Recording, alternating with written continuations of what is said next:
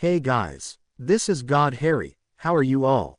Please support to subscribe this channel for watching new interesting stories. So in this video, we will see second part, what if Harry chose Ginny and broke every heart. Here is short summary. When Harry Potter chooses Ginny as his bride, it's a decision that sends shockwaves through everyone who ever loved him. In the wake of secrecy, heartbreak, and hidden affections, can love still feel like victory, or will it tear friendships apart?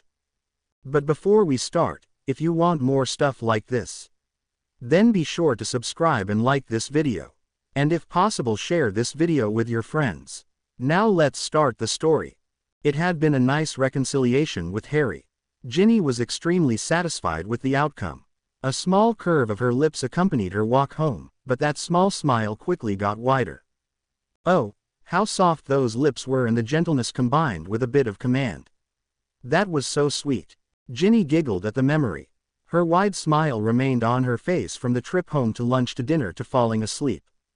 She actually woke up with the smile, and a smile for breakfast, and a smile for relatives who chose to interrupt her lovely meal with a side dish of reminiscing the past day's events. Hermione had another fiery message for Ginny during her breakfast. Harry had forgotten to ask Ginny if she would house sit for him. Of course, Ginny happily accepted. Her thoughts were giddy with the prospect of being near everything Harry. A flashback of her childish obsession about Harry brought a flaming blush on the redhead's face. It was after Harry's first visit at the Burrow. Ginny was still star-struck about Harry. It was normal fanatical action where the fan wants to keep anything the paradigm touches. Thankfully, Ginny was over that stage of the infatuation. If she were still that obsessive, she just might die from happiness upon the thought of spending at least a month in Harry's house. Ginny had gotten Harry's house keys at Ron and Hermione's house. Hermione was in a second trimester of pregnancy and she was at the point of extra energy. The couple took that time to start remodeling the house. A little nursery was being built for the coming baby. That was the reason why Harry's house needed house sitting. It was usually Ron or Hermione who took care of the house when Harry had to perform his aura duties. Entering the house, Ginny wanted to squeal in girlish perkiness. The modernly decorated house was for her to take care of. A letter of instructions was on the kitchen counter. The handwriting was definitely Harry's. It was sophisticated kind of chicken scratch, like the handwriting of a hurried, educationally advanced person. Dear Ginny, I would like to thank you for taking care of my house for me. From what the mission information said, I will be gone for at least 2 months. If Aurora's flirting techniques improve, we might be able to return to London in less than the 8 weeks. From what we know, we'll mainly be dealing with men. Most of our hope lies with our female companion charming the males, not by magic, but by her feminine charms. Somehow the task seems impossible, not only because Aurora cannot flirt. I don't think Malfoy likes to see other men staring at his fiancée with a predatory look. Here are the household duties. Hedwig has found a way to open the cage door.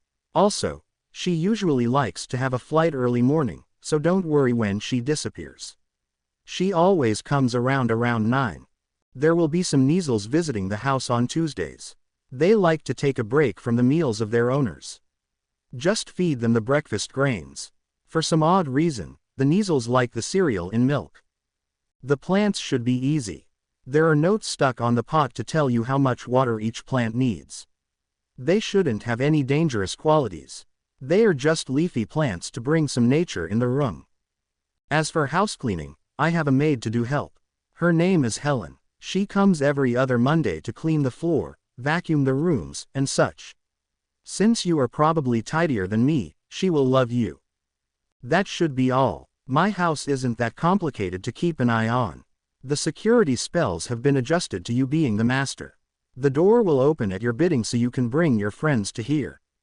If you haven't noticed, my house is very close to the office of the Daily Prophet. You just walk towards the building and you'll arrive there in less than 10 minutes. Perfect place for the massive number of interviews, right? Once again, I want to apologize for not telling you this while you were here yesterday. I got a little distracted. Sincerely, with affection, Harry. Taking care of Harry's house was not an intimidating task. Hedwig and Mimi became close friends, therefore making Ginny's pet sitting job much easier. There were no owl feathers to clean up after a fight. The month since Harry had left was an ordinary month with the added responsibility of being a reporter at the British Wizarding World's most popular newspaper. The housekeeper was a 19-year-old girl working to pay for tuition for her additional studies. Since Ginny was only a junior reporter, her job was pretty much a part-time job. The only responsibility was her column, but she didn't need an article every day. Her column would only be on the Friday editions. The other advantage is that Ginny could write about whatever she wanted. The editors had specifically told her to not include worldwide issues. It was supposed to be a column of non-seriousness. One of the suggestions was to write about tips of planning a successful wedding. Ginny was quite unhappy with the turn of events. She now had doubts about whether or not her writing skills were good enough. Did the editors choose her for her talent or for her contacts with various famous people? Ginny didn't want to think that her hobby of planning glamorous events earned her a seat among the reporters of the Daily Prophet. If she wrote about the weddings she was planning, it would make her seem like she was a tabloid writer. It was supposed to be the third visit from the maid. Ginny was anticipating the arrival of the girls since they began an exchange of desserts on every visit. For this Monday, Ginny wanted the younger girl to taste the Ginny Weasley's lime meringue pie. The doorbell rang at 10 a.m. sharp. Ginny giddily ran towards the door to meet her friend. "Hello," Ginny exclaimed with a smile while opening the door. The expected visitor was too tall and bulky to be a 19-year-old girl. "I suppose you are Helen's substitute?" Ginny asked with uncertainty. The man looked more like a bodyguard than a maid. "Yes," the visitor outside answered with thickly accented English. Ginny was hoping for a more explicit answer, but seeing the man was not going to say more, she widened the door slowly. The male maid, or more politically correctly, the male housekeeper entered the house with a thump from his large feet. He was wearing a white apron with the necessary accessories needed to clean the house by his side. "Well, I'll just be in the kitchen," Ginny declared with a shaky voice. The man was looking around the house like some inspector. "I am baking a meringue pie. Would you like some?" The human version of Hagrid nodded with a smile that showed all of his yellow, crooked teeth. The yellowy whites did not reassure the friendliness of the new housekeeper. When the pie came out of the oven, Ginny took out a slice, put it on the plate and left it on the kitchen counter. She then made her way to the living room and began drafting the next article for her column. The heavy footfalls of the nameless cleaner went to the kitchen. Ginny smiled at the thought of him getting a piece of the pie to taste. It would be a nice reward for him. But the thumping of his feet seemed like the drum beats of the ominous music of cheesy horror movies. The reminder unsettled Ginny's nerves. There was a person who seemed barely more social and friendly than a hippogriff. Having seen only a few poorly made Muggle films in Muggle studies, Ginny was still quite certain the Frankenstein-ish man would be a perfect antagonist. After all, having a stranger in a moderately large house with a relatively unarmed woman qualifies as a typical horror scene. The morbid thoughts chilled Ginny and she quietly made her way to the guest room to get her wand. Before she could question her own sanity in having thoughts of a serial killer in the house or the logic of quite conspicuously getting her wand, blackness filled her vision as her head felt like it was being split into two. Ginny didn't feel like opening her eyes. Her head was throbbing like all the blood decided to rush to there and the crimson liquid was in a rush to get out. Opening her eyes would feel like letting the blood rush out. "I am probably upside down. Who in the world would hang their prisoner upside down?" The redhead gingerly moved her hands. She noticed she was in fact hanging from her feet. Her hands were in an uncomfortable position of below her head. She attempted to lift her hand, but unfortunately, she was not flexible.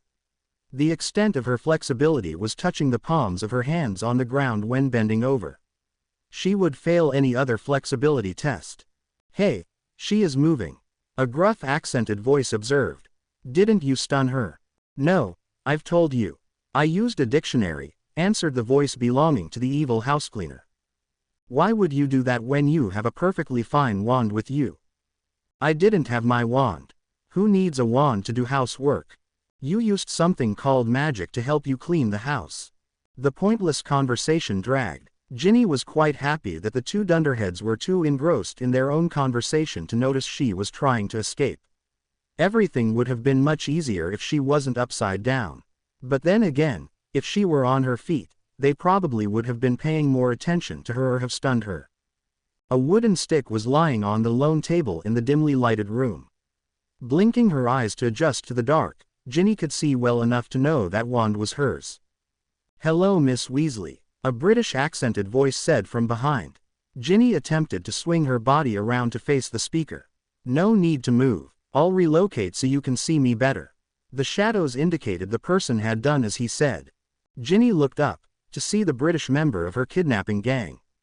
From what light the room had, Ginny could tell the man had bee-owned hair, and the way the light bounced off his eyes made them glow. He seemed as though he was a little over 6 feet, but her perception of heights was probably inaccurate since she was hanging upside down. "Could you let me stand on my feet rather than be hanging from it?"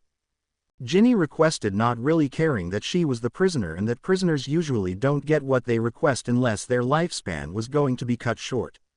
The British man laughed heartily. He waved his hand and the two dunderheads came stomping over.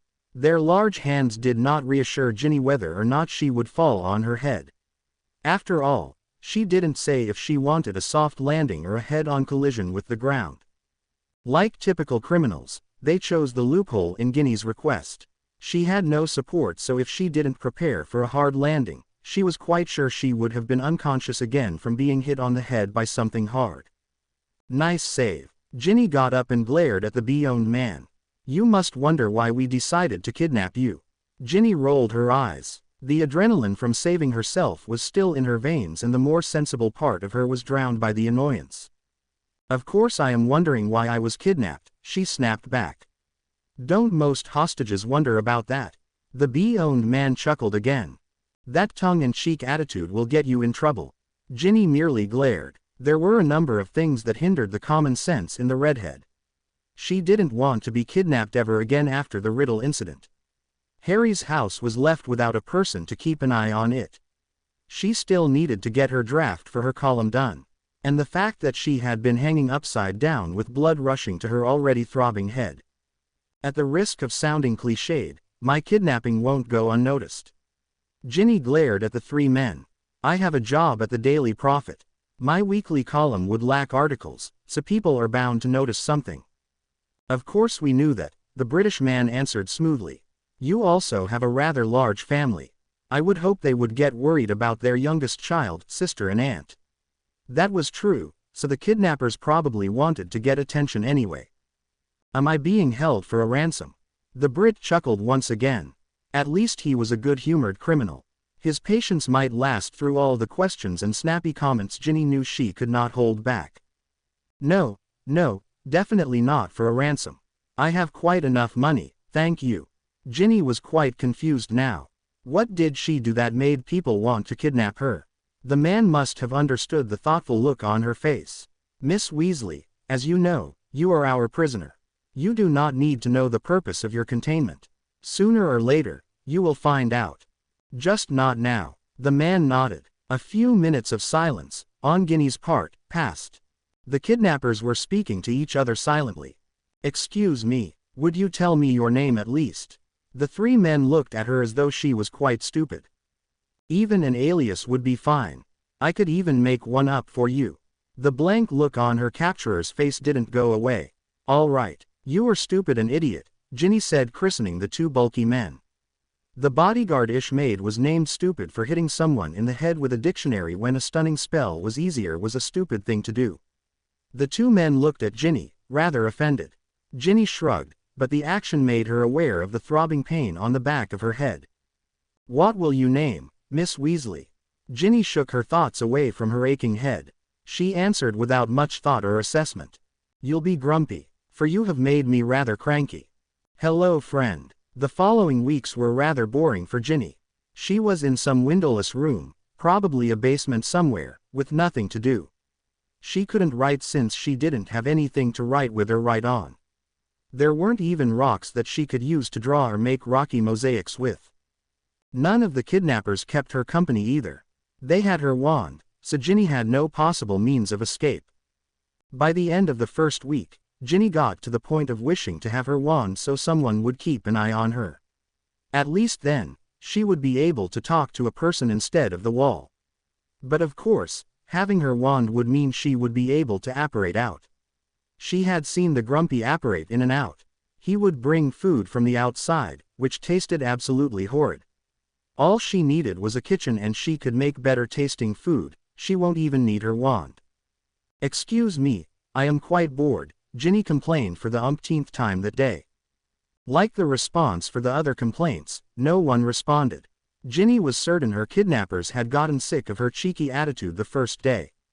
"Please, let me do something. A stack of exploding snaps would even be wonderful. And you don't have to play with me either." The dumb twins just ignored her. She had seen them pull something out of their ears before, so it was highly likely that the two bulky men had stuffed wax in their ears. "Miss Weasley," the stern voice of Grumpy chastised. "Will you please mope like a good prisoner?" Ginny rolled her eyes. Her imprisonment was far from typical, starting with her first moments at her prison room. Who would hang the person they kidnap upside down with their wand in plain view? But Ginny didn't object to her atypical type of treatment. The usual treatment would mean she wouldn't have her rather large space to move in and the speaking privilege she had to annoy people for entertainment. Rolling her eyes was all Ginny could do to stay in relative good graces with her capturers. Nearly a month had already passed, but Ginny still had no clue why she was kidnapped. No news of people searching for her was the topic of chit-chats between the capturers. Her kidnapping was neither an adventure nor a newsflash, apparently. Deciding to continue her game of immaturity, Ginny trudged her way to the designated corner of the 3-year-old timeout area. The clicking of stilettos shattered the silence in the room. Ginny paused. Her group of kidnappers did not consist of any females. Unless one of the idiots was actually a cross-dresser in disguise, Ginny was about to meet another member of her abduction team. "Hello, Robert." The bell-like voice was painfully familiar. Didn't it belong to an overly flirtatious beyond whose voluptuous personality, if there was such a thing, drove Ginny crazy? "My dear Annie," Grumpy, also known as Robert, exclaimed. "Right, Annabelle Cardigan." Ginny knew that woman was up to no good from the moment she saw Annabelle standing in too close to Harry. Instead of continuing her walk to her timeout corner, Ginny turned to observe the welcoming of Miss Cardigan. "So you've got her?" Annabelle asked, giddiness obvious in her tone. Grumpy nodded, which was followed by a feminine giggle. "Now I'll have the most eligible man in a spectacular wedding." Ginny pulled a face at the woman's proclamation. So was she kidnapped for the sole purpose of planning a wedding? Or did the reason also include stealing Harry? It wouldn't make sense to steal Harry from her if she was going to plan the Forsaken wedding. The event planner and her employer need constant communication. It was possible to only talk to Annabelle, but enraging the wedding planner by stealing her boyfriend probably doesn't make the process easy, nor would it ensure an award-winning wedding. "Miss Weasley," Grumpy called. Ginny sighed rather loudly with resolution. She was going to be the stubborn goat and be uncooperative. "What, Grumpy?" she answered, not moving at all. "Come out of here," the man exclaimed impatiently. "I have someone you might was to meet." Ginny figured she probably should obey so she could at least be out of the dark, so to speak, on the reason of her abduction. She walked into the lighted area but did not join Grumpy and Annabelle. To Ginny's shock, the two Beyond looked remarkably alike. Her surprise wasn't hid well since both Beyond noted her gaping mouth with a condescending smirk. "Hello, Ginny," Annabelle greeted. "Long time no see." Ginny didn't respond. "You know, the outside world just hasn't been chaotic about your absence. You've got the heart of the boy who lived in the hearts of so many Britons, yet they have done nothing about your lack of existence." Annabelle tsked with mock pity. "I don't think they miss your column either." Ginny narrowed her eyes in suspicion.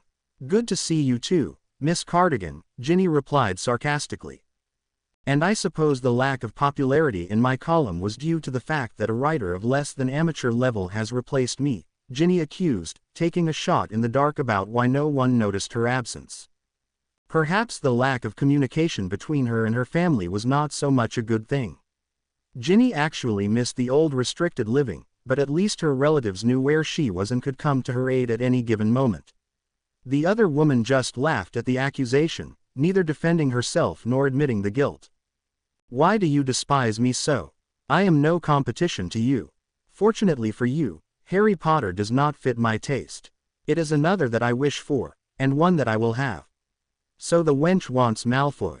That is, if her definition of the most eligible man coincide with the definition of the masses, or the media.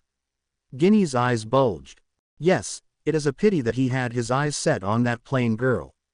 A name like Aurora is wasted on face such as hers. Okay Ginny, breath. They probably want me to plan the wonderful wedding. I am not sure how Miss Cardigan was planning on ending Aurora and Draco's engagement, but even if she gets past that point, I will not plan their wedding. Nope. People will probably see me comforting my best friend rather than organizing a spectacular event for the cow that stole someone else's man. You admitted yourself that Draco Malfoy has his eyes set on Aurora Classen, Ginny pointed out, hoping to get more information about her plan. You know how stubborn Malfoy is, you work with him, sometimes. The aloof smile on Annabelle's face felt to Ginny's glee. Besides, you also work with Aurora and know her personality rather well. She's not about to give in without a fight. By now, the bee-owned woman was scowling at Ginny. But that didn't unfaze her at all. In fact, Ginny enjoyed taunting the woman. Oh, but we do forget that Malfoy doesn't like feeling like a prize to be won.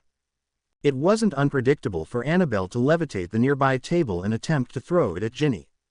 Considering the young Weasley didn't have her wand, all she could do was duck. After the first throw, the table was broken into many pieces in which Annabelle chucked at Ginny piece by piece.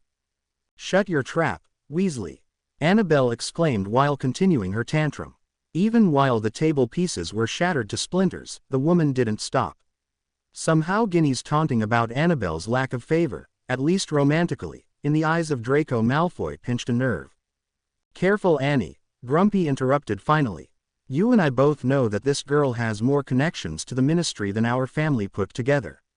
The man had somehow made his way over to the lunatic managed to contain her in a body lock. Ginny cautiously relaxed her muscles. Any more abuse by keeping alert would have her sore for at least 3 days. We may have been able to cover for her absence now, but we can't very well replace a dead person. Thank you, Ginny replied automatically. Good to know her family's new status in the wizarding world was going to help her live. For the safety of everyone enclosed in the room somewhere on Earth, Grumpy had taken Annabelle away from Ginny and the two idiots. Away meaning the little sector of space that doesn't directly connect to the underground cave, the little room right above the stairs. Ginny was kept company by the dumb twins while the bee-owned went upstairs for a quick chat. It wasn't long before Ginny's two companions were called up. The murmurs and grunts of approval were obviously about the next plan of action. Ginny tiptoed closer to the short staircase.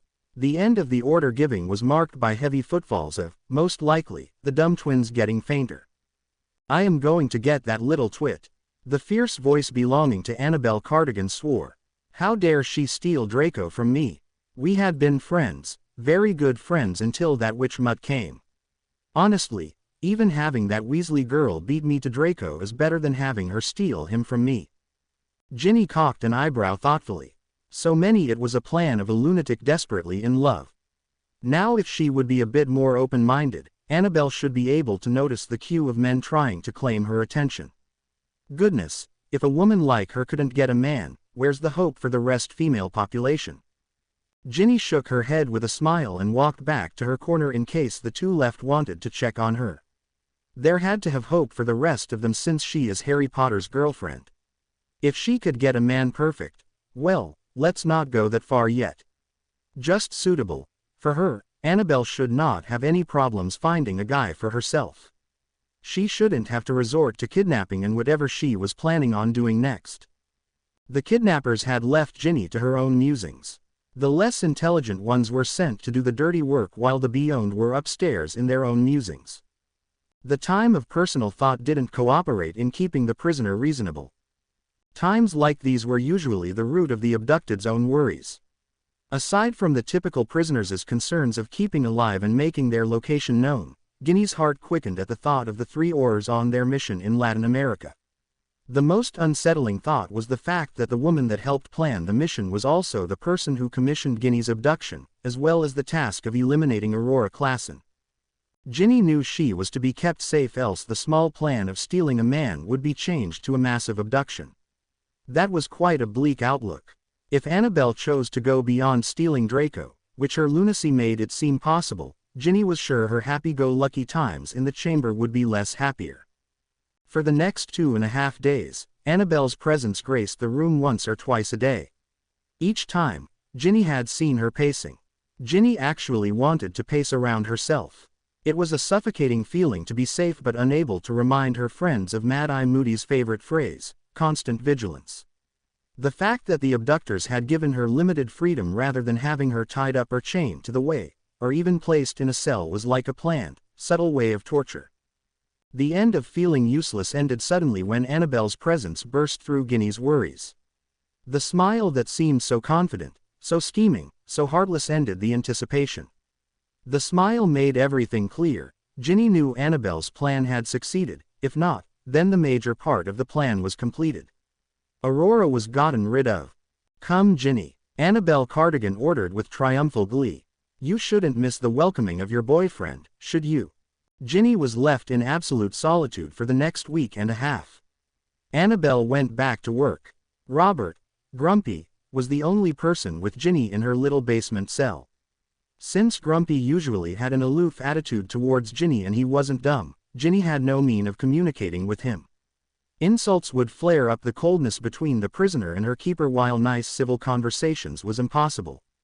"Miss Weasley," Grumpy called out. Ginny remained in her crossed-leg position and ignored the man. She was busy wondering why writing in the sand with her fingers makes them feel soft and smoother. Ginny was quite sure she was the prime example of how prisoners lose their intelligence after the 5th day of captivity. "What are you doing?" the man inquired after noticing Ginny doodling on the floor facing a corner like a bored child in timeout. Ginny continued to ignore the man. She was almost positive Grumpy came to release her. But Ginny wouldn't be released. She would live with the guilt of knowing something horrible would happen but had no means of letting people know. Emotional imprisonment was the worst type of confinement, Ginny remembered Aurora telling her while reviewing her for Auror's entrance exam. Making the prisoner feel trapped even years after their actual imprisonment was the ultimate way of making even a strong-minded individual feel weak and helpless. "Looks like Annabelle and Grumpy had done quite a great job doing that to me. I don't want to get back in the real world. What would they have done with Aurora to break up the engagement? I don't want to find out." A rough hand grabbed Ginny's shoulder causing her to flinch. Perhaps ignoring the capturers wasn't such a great idea. After all, constant vigilance is a life-saving rule, one Ginny broke with her actions in the past 10 days. "Miss Weasley, are you deaf?" Grumpy asked in the tone that matched his nickname. "I am releasing you. Here is your wand. Apparate out. But remember one thing. A word of this leaks and you will pay for this dearly." Ginny numbly took her wand. She still didn't understand why Annabelle would go such length to get married to Malfoy. The only the Git had been tolerable was when he befriended Aurora. Right, the blame all lay with that platinum beyond. If he didn't make Aurora fall in love with him, Ginny would have never been captured. Aurora wouldn't be heartbroken since she never gave her heart away and Ginny would get to play matchmaker instead of getting set up by Aurora. Looking at her wand, Ginny apparated without a goodbye to Grumpy. Harry's house didn't change one bit, except how the door was slightly open. The housekeeper mode came back to Ginny as soon as she saw the gap. This was the house of Harry Potter, renowned Auror, and man with too many enemies to count and just as many friends and supporters. Just as Ginny wanted to walk towards the house, she suddenly felt faint. The world seemed distant for a few moments. For what seemed like a few seconds, Ginny's vision spun around without a definite vertex. The lack of direction lasted as short as the whole vertiginous vision. Ginny walked briskly to the door hoping to sit down. Just as she got on the doorstep, the wooden board flew open narrowly missing her. "Ginny," Harry called out as he pulled her in bone-crushing hug. "Where were you? I was so worried when I got back and you weren't here." "When did you get back?" Ginny asked as with a bright smile. She didn't know Harry was back already. The Auror gave her the "I asked first so you answer" look. Ginny rolled her eyes at the rather immature reason. To her surprise and greatest sense of undoing, she couldn't remember where she was or why she was outside. A little voice in her head was announcing how she was out walking to get some fresh air. Seeing Harry's worry lines becoming more visible, Ginny's mind came up with a lousy but plausible excuse. I was out walking. Ginny sincerely hoped that Harry was back for a few minutes rather than for a day. It would be difficult to explain why she was out walking for a day. Since she didn't really know why she was outside, she needed to figure out things as well. If Harry were going to ask her for more detailed information, Ginny would be stuck in a difficult position. Seeing Harry nod as though he liked her answer for the moment, Ginny asked, "So when did you get back? How was the mission? Where is Aurora?" "I just got back today, actually," replied Harry, with a smile that didn't quite reach his eyes. "Come on in." Harry put his arm around her shoulder and led Ginny into the living room. To her surprise, the editor of the Daily Prophet and Helen sat on the couch. "Hello, Mrs. Crimpley." "Hi, Helen." Ginny greeted the two people with an unsure expression at Harry. The frown made a debut on Harry's brow. Ginny looked between the two visitors and Harry, wondering why two people without any special connection to Harry were in Harry's sitting room. The dizziness from Ginny's previous episode hit her at full force. While glancing at the two groups of people looking worried, Ginny's legs gave out. "Oh my goodness!" The three other people in the room cried out as Harry caught Ginny thanks to his quick reflexes.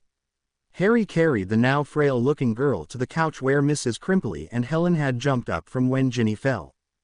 "Here," Harry said as he laid her down. Ginny noticed once again the frown seemed to be a permanent mark on Harry's face. Harry was about to ask something when a cough from the two guests stopped him. "We'll leave now, Mr. Potter," the editor of the Wizarding World's newspaper declared when her small noise caught Ginny and Harry's attention. "She is here, safe and sound." Her eyes then turned to Ginny. "Please have a rest, dear. Don't worry about your column. I can have someone else write it for you while you are away." The younger girl nodded while the older woman spoke. "Rest well, Ginny." Being still dazed from the unwarranted fall, Ginny merely nodded while Harry waved them goodbye. The click of the door sounded the two women's exit. Somehow, the fact that Harry didn't bother to check to see if people actually left, a security breach in his actions, made Ginny feel uneasy. It almost seemed like the lack of security from checking the door was caused by an event that happened earlier. "Harry?" Ginny asked, unable to block her discomfort and fear from her voice. The panic in Ginny's voice caused Harry to jump to her side. "Are you all right, Jen?" The lackluster emerald eyes proved that something happened, and it made Harry worry. The something probably was connected to her lack of memory. Ginny nodded with a smile. The undivided attention from Harry made her feel safe and loved. Warmth and fluffiness replaced the previous cold and clammy sensation. "Good," Harry mumbled, looking away. "Good. Harry," Ginny began again. She lost Harry's attention to the surroundings. His eyes scanned around the room with the ever-present frown. "What is wrong?" The comment presented no option for Harry to brush it off. Ginny demanded for an answer. "I am just worried," the aura replied. "I came back and you were here. Then I called for your editor and the maid to see if you have been around, or that someone had kidnapped you or something. But now that I see you are fine, except a bit tipsy, my heartbeat has slowed down." What was supposed to be a reassuring smile confirmed Ginny's suspicions. No matter how much training Harry had in concealing the truth, he could never lie efficiently in front of Ginny. "Tell me, Jin, you need rest. And I am going to help you get that rest, even if I have to put a stunning spell on you so I can carry you to the bed and make you sleep," Harry commanded earnestly. Ginny tried her best to give him subtle puppy dog expressions. The silent pleading nearly succeeded until Harry shook his head and tapped her nose, making her cross-eyed. "Sleep and rest for you." Ginny did end up sleep as Harry commanded. Her rest was short, but it was enough to satisfy Harry and gave her enough strength to badger him about what made him so uptight and worried. Even while Harry was an extraordinary seeker, he would not have had such fast reflexes to catch her unless he was still in completing mission mode. "Harry, tell me," Ginny whined for the umpteenth time since she had woken up, in Harry's bed that smelled too much like the owner. "Please, I want to know what is wrong." "You are being distant," Ginny accused, grabbing at any ammunition to have Harry open up. Upon hearing Ginny's accusation, Harry sharply pulled into a hug, placing gentle kisses on her forehead, her cheeks, nose, and lips. Technically, the redhead should be at a state of mental loss, but the little displays of affection did nothing to appease the curiosity boiling inside. You are not going to get away from telling me, Ginny declared, pulling herself away from the key while remaining in Harry's embrace. The tension in her boyfriend's body relaxed with a sigh. I am just glad you are safe, Ginny. Why would I be not safe? There, the question of the year asked. It's nothing, Harry mumbled, attempting to hide things again. The sharp look Ginny had that seemed uncannily motherly gave him no option of dodging the subject. Maybe I just over-exaggerated something I heard. What did you hear? Ginny pressed further. She still hadn't told Harry about her lack of memories. If she doesn't find out what he was worried about, Ginny wasn't sure if it would have been a good idea to worry Harry more with her declaration. I was in Latin America and we had an encounter with one of the rebel groups. As we brought them to the local Ministry of Magic, one of the men mumbled something about how I should worry for someone I care about. Ginny motioned for him to continue. I didn't take the comment to heart since most of the offending wizards and witches always make an empty like that, but when I got back and you were in my house, the comment came back to me like dread with a hammer. With the tension released, Ginny noticed how Harry's expressive eyes were clouded with anxiety and concern. It's all right. I am perfectly fine. See, Ginny twirled around the room. The display of energy obviously didn't convince Harry, so Ginny chose to not voice her misgivings about not remembering something. Are you really all right, Ginny? Harry asked, looking at her like she was being interrogated at the Auror department. Do you feel anything strange? Out of balance with the rest of your body or your psyche? No, Ginny replied, saturated with uncertainty. This time, Harry had the commanding mother expression. A little, I suppose. I don't remember why I was out walking earlier today. What did you feel beforehand? Harry asked, bring their distance closer. It seemed as though Harry was near a breakthrough on something. Dizzy. Harry let loose a string of curses before he grabbed 2 cloaks for Ginny and himself. The pieces now fit better, Harry said, putting the cloak over Ginny's shoulder. We are going to stop by the ministry. They were almost at the destination. Harry had led Ginny to the foot of the ministry building. Ginny merely blindly followed Harry to wherever he was heading to. With her own sense of imbalance due to her memory loss and Harry's now ever-present V on his forehead, all Ginny could do was follow the leader. Harry's reaction of cursing and his aura of destruction did nothing to pacify Ginny's own doubts. Why would someone erase her memory? Did she find out something absolutely horrible, like murder, or was she forced to do something horrible? If Harry was taking her to the ministry, did she do something like what happened during the first year at Hogwarts? Was her memory loss due to another wizard or witch overpowering her mind? The thought of being controlled by some evil wizard and the recurring images of Tom Riddle stopped Ginny's musings. A mental dam created by fright abruptly ended the flood of inquiries. Her feet stopped walking too. Unexplainable fear and anxiety over the trip to the Ministry of Magic didn't aid in Ginny's internal pleadings to continue moving her legs. She couldn't do anything. The intensity of dread was like a powerful premonition advocating ultimate pessimism. Somehow, going to the Auror's office would be an unsettling event with news that cannot even be described as one's worst nightmare.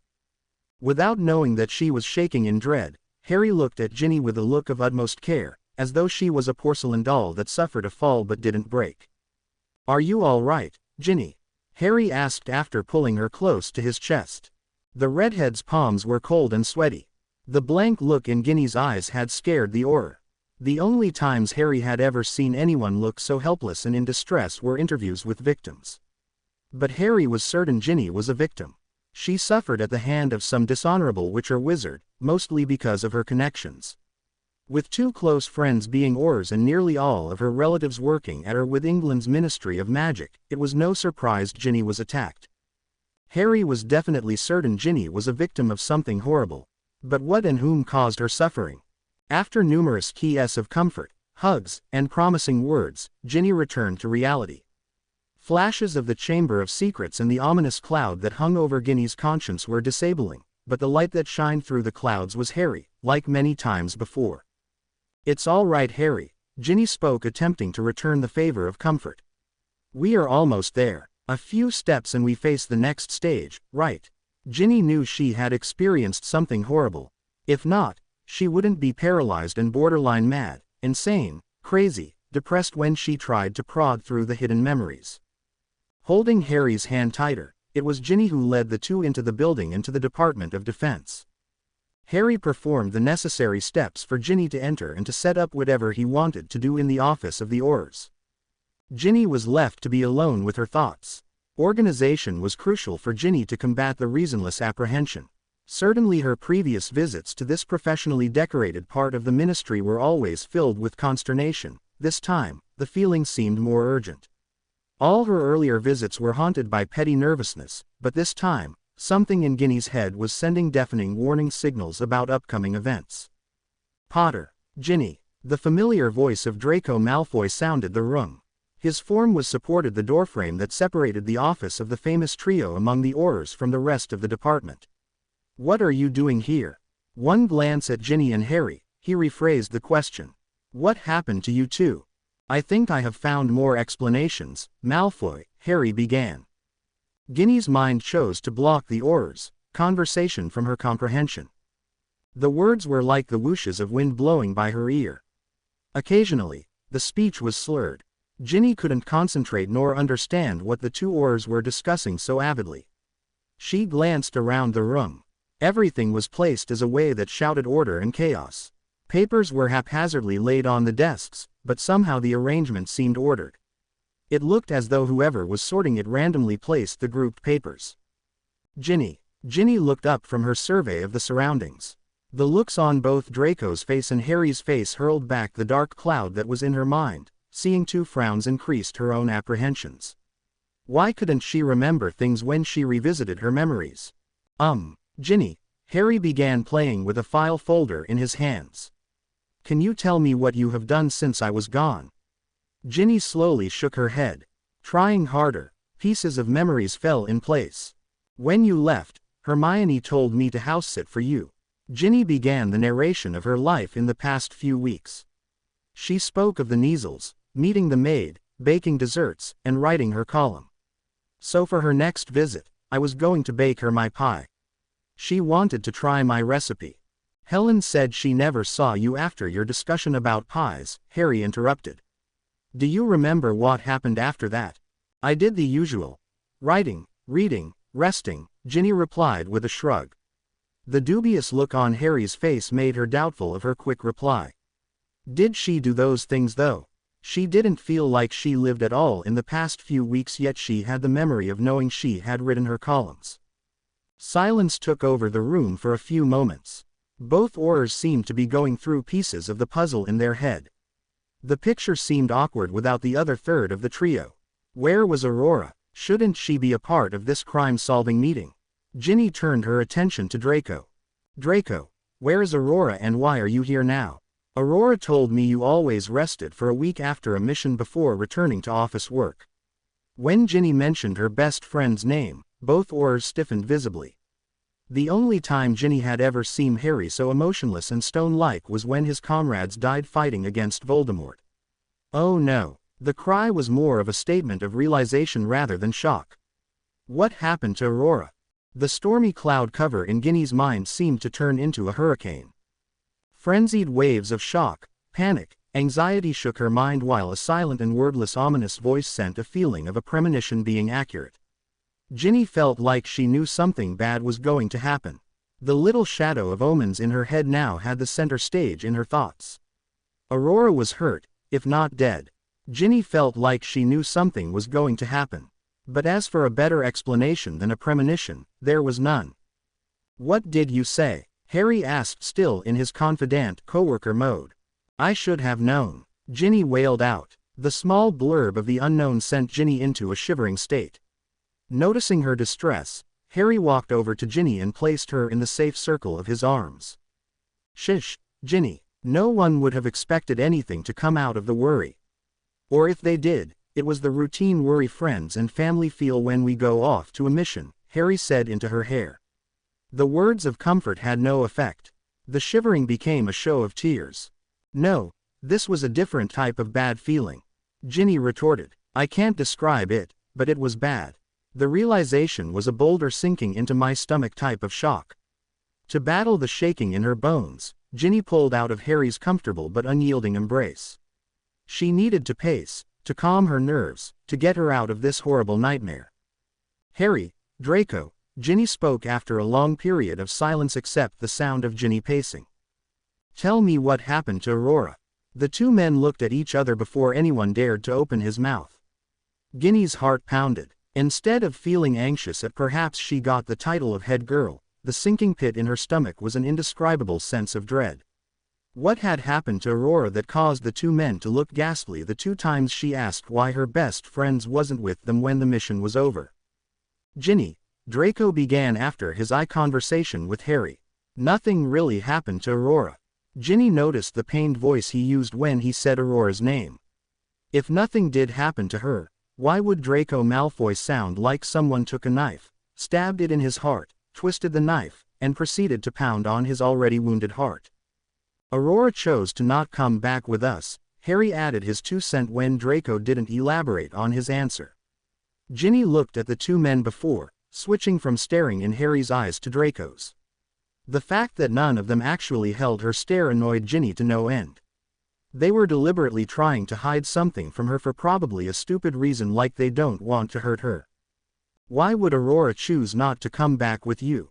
Ginny asked patiently. If they wanted her to be the poor little child listening to why Santa didn't come, they will have to deal with Ginny taking charge of the interrogation and answer session. Please tell me, she is my best friend. I believe I deserve to know what happened exactly that she chose to not return. After all, she does have a wedding coming up in a few months. The comment on the wedding made both men flinch. Ginny, Harry began after another secret conversation with Draco via their eyes. Aurora said. She betrayed us. Ginny's eyes became the size of saucers at Draco's exclamation. We were attacked at our lodging one night. The radicals were taking instructions at Aurora's bidding. There was a rather disastrous duel between Potter and I against Aurora and those gorilla wizards. Halfway into the duel, the radicals started dissipating at Aurora's command. Just before she dissipated, she dropped a letter addressed to you. By then, 5 of the Latin American defense wizards had fallen. Draco handed Ginny a postcard-sized envelope. When the Latin American Alliance's president tried to open the letter, the security charms placed on it gave his first-degree burns and cinched his beard, eyelashes, and eyebrows, Harry added. I think the letter is a private thing, but it will definitely be one of the evidence at the trial. Do you know why? Ginny whispered as she looked at the plain envelope. She wouldn't do something like that. It just isn't right.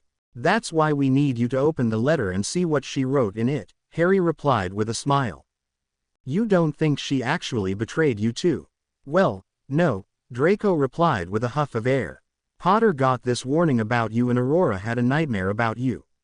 Something doesn't feel quite right, not that you aren't special, he added after Harry glared at him.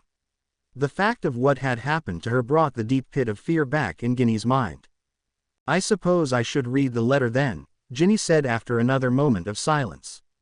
Finding out that Aurora supposedly betrayed Harry and Draco was mind-blowing.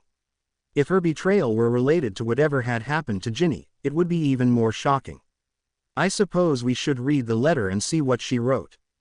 Ginny's hands shook as she opened the letter.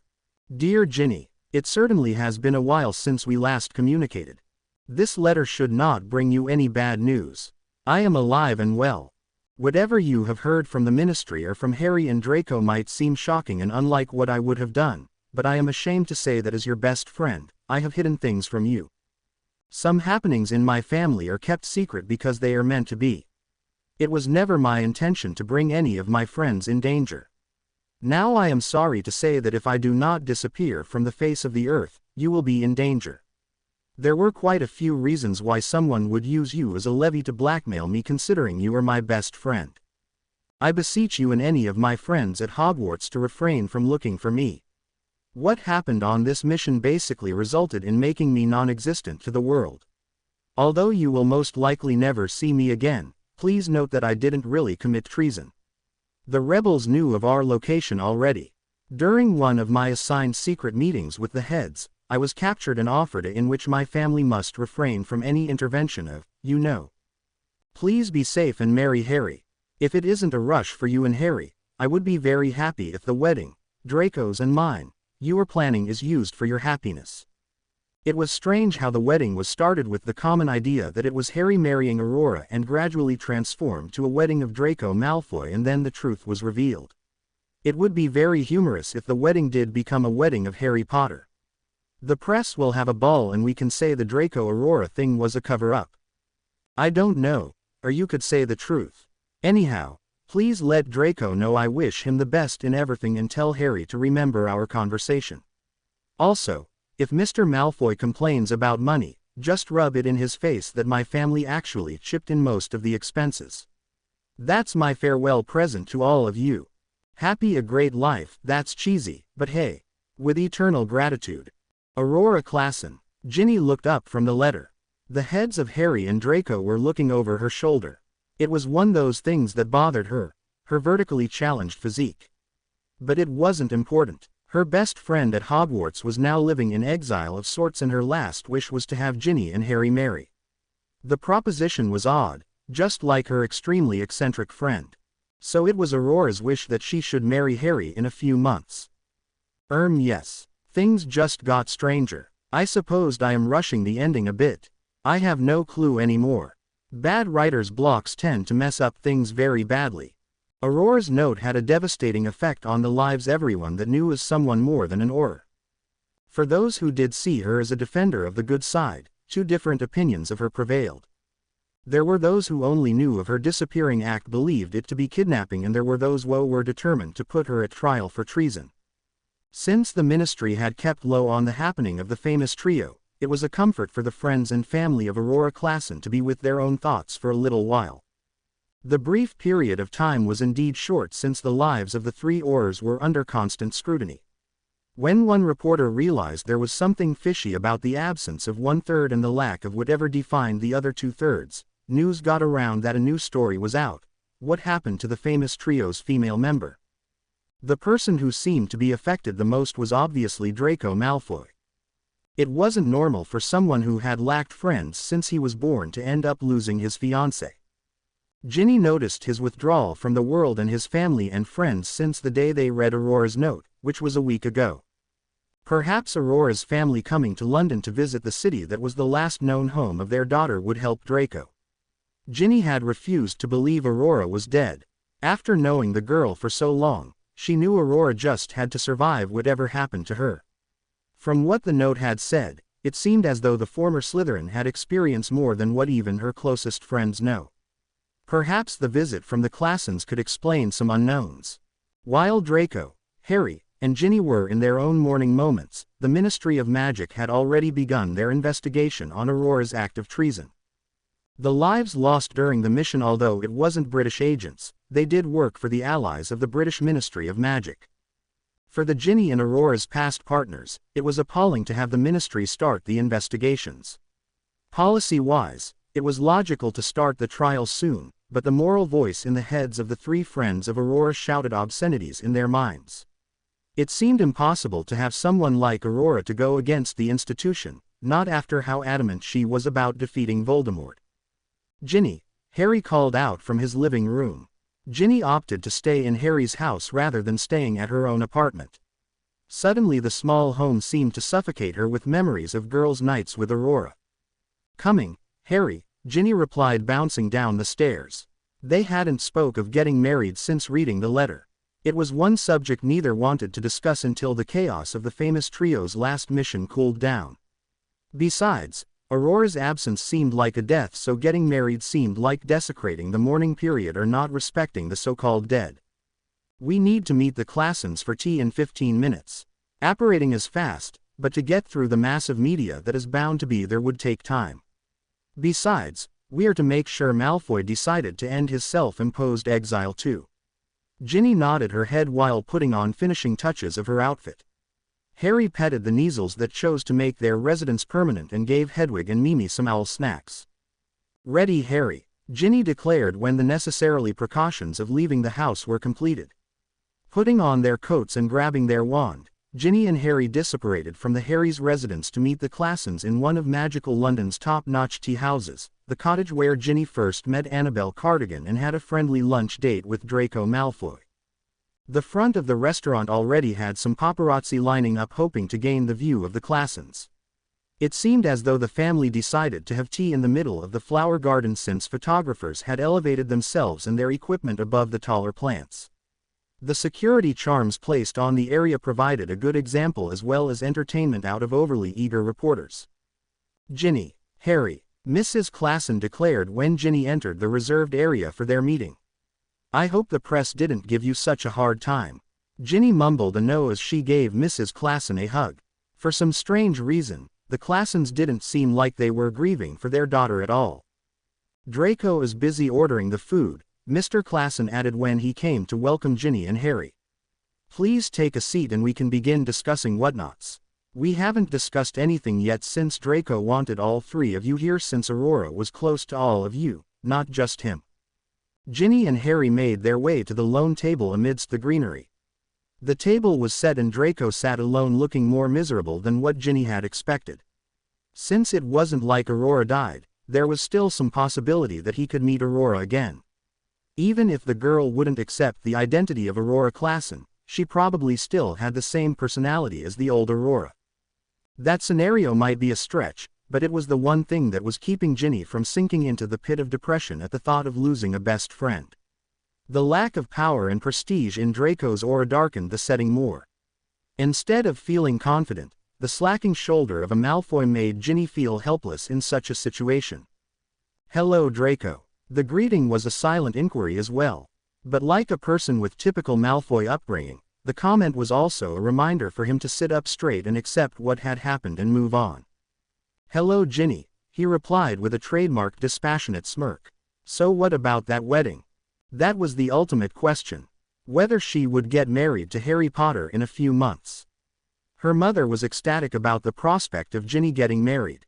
The thought of eternal happiness flew out of everyone else's minds while the big warning sign blared in her own mind. Sure, she had a long-term crush on the famous Harry Potter, but could that guarantee a happy married life? "I don't know," Ginny answered looking at Harry. He had been silent since they exited the house. In fact, he was more quiet than usual after Aurora's letter. At first, Ginny had the irrational fear that the idea of marriage brought up the so-called male stereotype of fearing commitment. After a few days, especially after Harry asked for her to live in his home, Ginny noticed the boy who lived was in the same boat as her. The idea of marriage was shocking to bother her and Harry, the normal male whose job forces him to travel and cut down contact with family and friends. "Thank goodness the darned media is controlled," the exasperated voice of Mrs. Klassen stopped the reenactment of reading Aurora's letter. "I suppose we should get started." Everyone took a seat with Ginny by Mrs. Klassen and Draco by Mr. Klassen. "Perhaps I should explain more about our family," Mr. Klassen began. "Like many large wizarding families, our family has extended history." For the next hour, the Klassens explained the family background. Apparently, the family was a neutral family in any wizarding conflict. Since the chaos caused by Merlin centuries ago, the Klassens' lineage have oscillated alliance on every issue until Grindelwald. In the war against Grindelwald, the Klassens took a definite stand against the Dark Wizard since their own family was targeted. Due to the definite stand the family took during the Grindelwald issue, the family made enemies from the so-called evil, dark side as well as enemies from the good side from previous decisions. The first uprising of Voldemort was ignored while the family wanted to remain neutral to prevent members of the family from persecution from both sides. During that period of time, the family had moved its base in Australia to get away from the conflicts in England.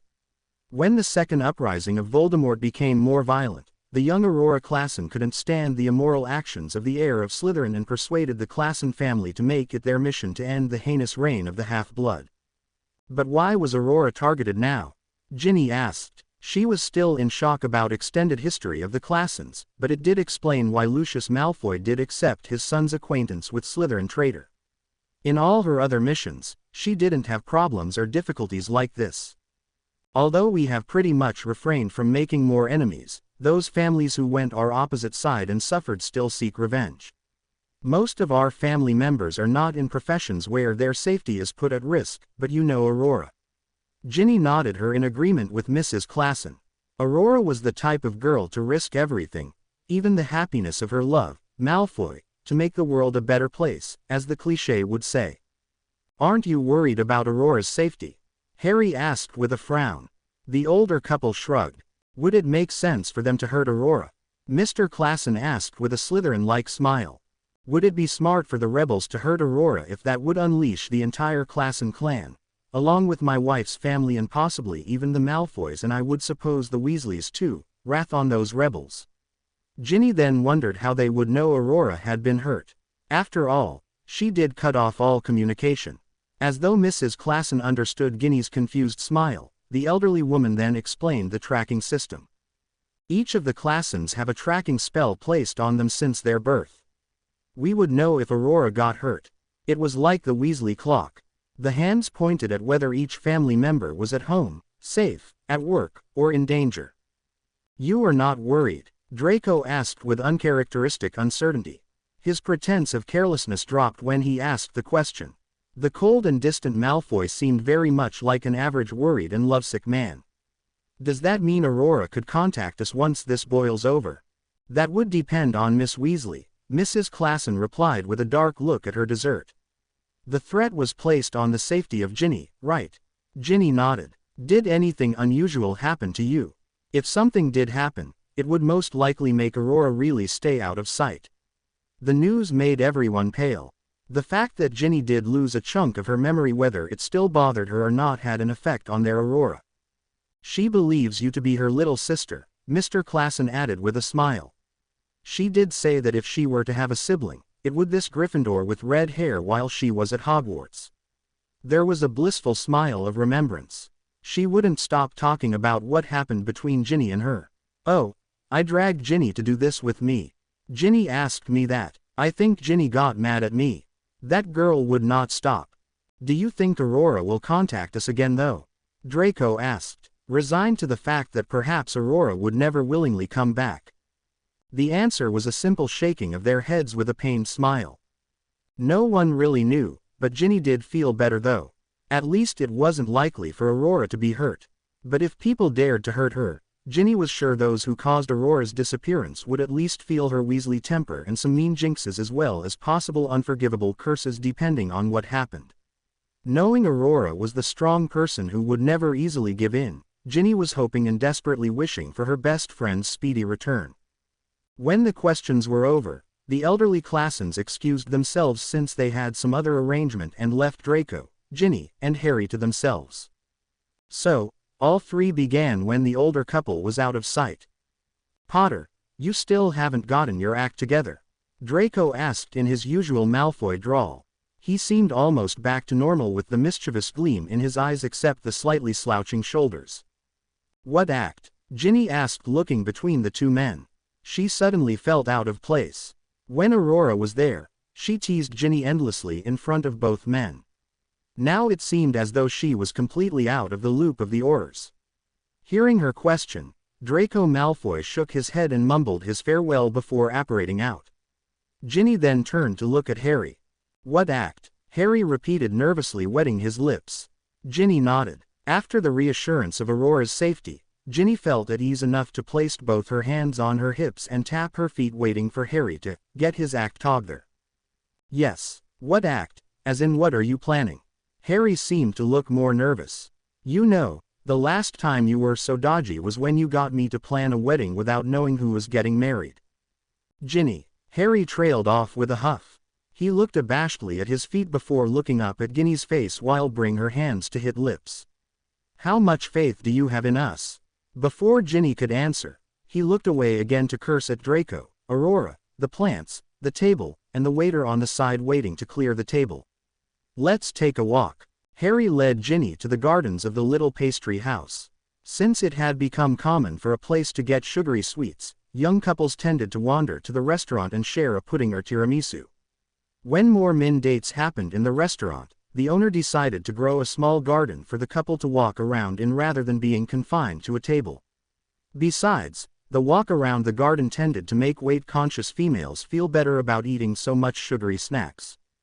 So, Harry began seeming nervous once again. Do you think Aurora will be back? Ginny gave Harry an, "Are you kidding me?" look. Well, okay then. Harry, just tell me whatever you are going to tell me, Ginny said with a sigh. I don't think you wanted to talk about Aurora. From how Harry seemed to be so nervous, it probably would be something about their relationship. Like how he had so much trouble attempting to ask Cho Chang to the Yule Ball, Harry was fiddling with his fingers and his entire body radiated tension. Ginny looked at the quivering mass of nerves turned back into the determined and assured Harry after the defeat of Voldemort. Please let it be good news.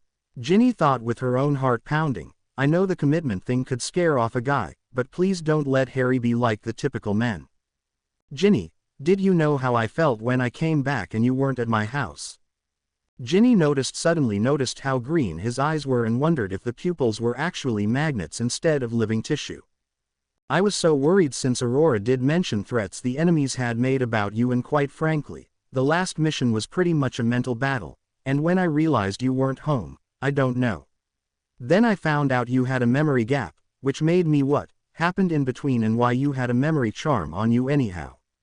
So I thought it might relate to why Aurora was. You were babbling, Harry. Harry didn't seem to notice that fact. His babbling became mumbles and suddenly, with straight shoulders and another attempt at maintaining eye contact, Harry paused. Anyhow, would you marry me? Anyhow, would you marry me? Ginny looked at Harry in surprise. She most definitely wasn't expecting that. Sure, Aurora had asked for them to get married so the wedding wouldn't be a waste. But that was just a quirky comment from Aurora. It probably was one of those spontaneous ideas the former Aurora always had. But why did Harry ask her that? Did she really have faith in them? Was Ginny's reply to her own questions as well as Harry's. Did she have faith in their relationship? Sure, they were only a couple for not even a few months, but Ginny did have a crush on Harry since she could read about the miraculous survival of Harry Potter. Of course the crush did dissipate as she began noticing other boys, but always deep down in her heart, she had a special place for Harry. Initially it was one of celebrity crush, but now, with the way the sunlight bounced off his uniquely green-colored eyes, the sense of safety she felt would not be due to the fact that it was merely a celebrity crush. Yes, Ginny Weasley was in love with Harry Potter. One answer would bind her heart completely to him. Their life would be connected until the very end. Am I planning this wedding? Ginny asked finally with a smile. Saying yes seemed too typical of normal weddings. And under the circumstance of this proposal, the wedding would definitely be out of the ordinary. Was that a yes? Said the dumbfounded hero of the wizarding world. Ginny wanted to roll her eyes, but the situation was supposed to be romantic. Well, do you feel pressured to marry me? No, Harry exclaimed, hugging Ginny tightly, as though she was going to run away. I know it seems fast, but I would like you to marry me. I can't say Aurora's comment did affect my decision because it did. Everything that's happened made me sure of your value to me and the place in my life. Harry, Ginny interrupted and putting some space between her and Harry so she could look up into his eyes. 1. You're still gushing, and 2. You being romantic is not normal, at least you being a sappy romantic isn't. The poor Auror looked as though he was rejected. Ginny then quickly placed a small key on his chin, since she was still trapped in Harry's embrace. What about the chunk of my memory that was lost? What if I killed someone or something? Don't worry about that. Under the rules and regulations 3.907, a murder committed by someone under another's will magically would not be charged of murder. If your memory was lost, most like the person who put the memory charm would be charged of murder if something like that happened. Besides, there is already a crew in my division investigating what kind of memory charm was placed on you. Ginny looked at her fiancé in disbelief. I'm being investigated on and I don't even know it. What happened to my personal privacy and right and whatnot? The frustrated rant gave Ginny enough power to push herself completed out of the confinement of Harry's arms so she could pace around. Not investigated. Malfoy believed your memory loss has something to do with the so-called betrayal of Aurora. Besides, don't you want your memory back? Harry said, his eyes clouded with uncertainty. I supposed. But back on the happier subject, of course I'll marry you. As long as you can deal with me, I'll deal with you. Finally, a voice declared over a bush. With one swift stab at the plant with their wands, Ginny and Harry noticed Draco Malfoy had heard their entire conversation. You know, plant walls are not very suitable for mushy talk. Your little walk lead you right back here. When the news of Harry and Ginny's engagement were told to the Ginny's parents, Molly Weasley had immediately sent out the family owl to alert all the Weasley clan of the good news that the youngest Weasley of Arthur and Molly was engaged to Harry Potter. The excited Mrs. Weasley also called Sirius and Remus through the fireplace. "Oh, please come to the burrow now. I believe there is something Harry needed to tell you." Ginny smiled at Harry's embarrassed impression when Remus's head got shoved out of sight and Sirius's head popped out with wide eyes and a quick goodbye. Within moments, the two older wizards had knocked on the door of the burrow. "Hello Arthur, Molly, Harry and Ginny," the two men greeted as Mrs. Weasley ushered them into the house with glee. "Gee, Molly, you seem to be quite excited. So what's the news?" Everyone in the room looked at one then the other and then the other. "Go on you two," Mr. Weasley encouraged. "There's nothing to be embarrassed about. We're engaged," Ginny and Harry breathed out in unison. The looks on Remus and Sirius's face turned pale, then ghostly, then the corners of the mouths turned and within seconds, Harry was picked up by his godfather and twirled around. "Congratulations, my boy," Sirius exclaimed giddily, with tears in his eyes. Without a moment's pause, he moved on the twirling Ginny as well. "And you too." The congratulations between the parents became tearing as each remembered how similar the younger Potter couple resembled Lily and James. It almost seemed like some supernatural force was trying to correct what had gone wrong. It would be extremely uncanny as Harry and Ginny's first child was a boy and inherited Ginny's hazel eyes. The paralleling life would be even creepy in the wizarding world. The news of Harry and Ginny's engagement didn't take long before everyone in the family and friend circle got notified. The last person to get the news, Charlie, ended up having 4 owls in one day telling him of his little sister's engagement. As the news traveled between friends to friend of a friend to friend of a friend of a friend and so on, the entire wizarding community in the British Isles received news that their favorite modern hero was going to get married. The scope of this engagement spread farther than what happened between Malfoy and Aurora, but Ginny had the suspicion that Draco Malfoy had something to do about wildfire speed at which the news traveled.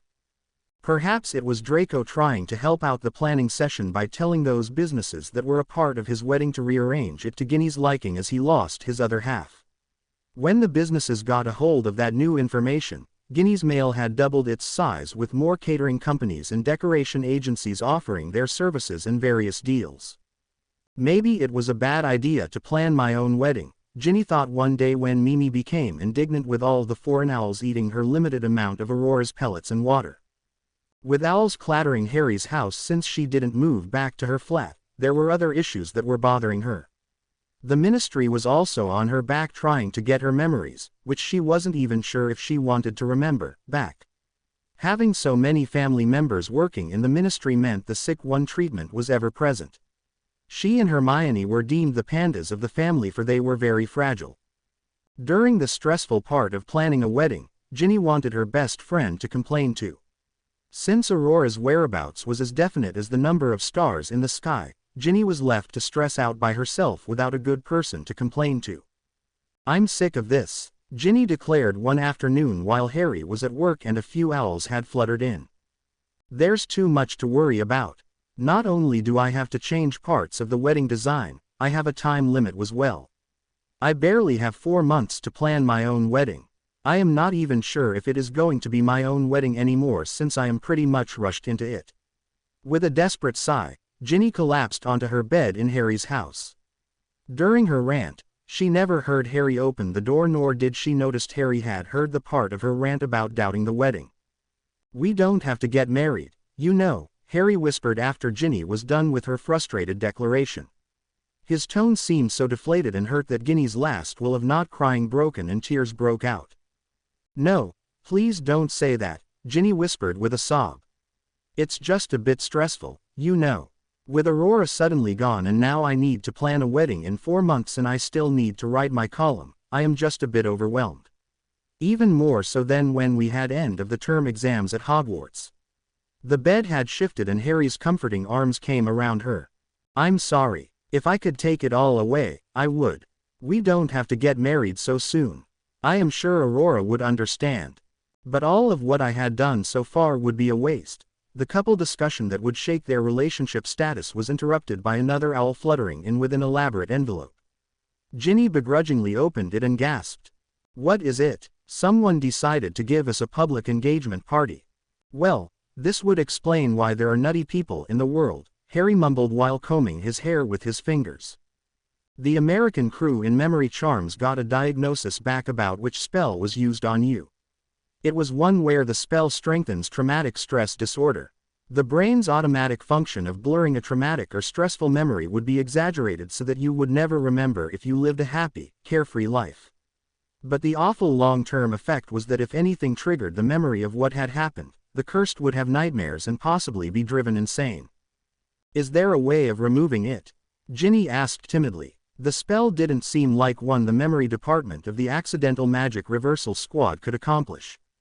"Only Crucio could undo what happened," Harry replied with his face stone set, but his eyes were glimmering fear and discomfort. "The spell was created by a Latin American warlock during the civil wars in the region. So I would need to be under the Crucio curse to break this?" Ginny asked in disbelief. She definitely wanted the memories back. If it were absolutely horrific, she would at least be able to acknowledge that was what had happened rather than having it appear in the dream form when she wouldn't even decipher if it was real or not. "You don't have to do this if you don't want to. The only thing is the risk of you turning insane." "Well, that would be negative points for this. But do I really want to have nightmares plague me at random because something triggered parts of the memory?" "Your father was adamant about finding another way, but unfortunately, there is no other way." "It's my choice, isn't it?" Ginny asked. She needed to find out. The curiosity that was plaguing her instead of dreams made the danger of the Crucio curse seem non-existent. After all, wouldn't she have the risk of turning insane anyhow with the memory charm still on her? "I would like to get the spell off. You had said it might help explain where and why Aurora disappeared, and that would aid the Ministry in figuring out what happened in Latin America." Neither Harry nor her family was happy with Ginny's decision. In fact, no one was really thrilled about Ginny voluntarily going to get the Crucio curse. Even Draco Malfoy had thought Ginny was insane in making that decision, but when Ginny shot back with the part concerning Aurora, the former Slytherin had backed down. "You do realize that Potter would kill me if anything happened to you, right?"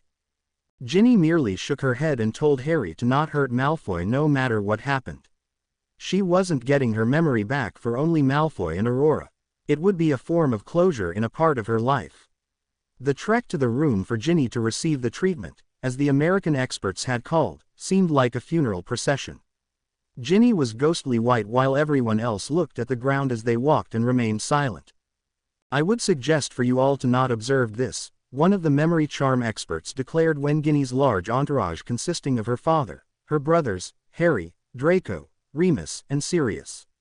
Hermione had wanted to be there, but Ron and Mrs. Weasley firmly said the scene wouldn't be good for her pregnant body.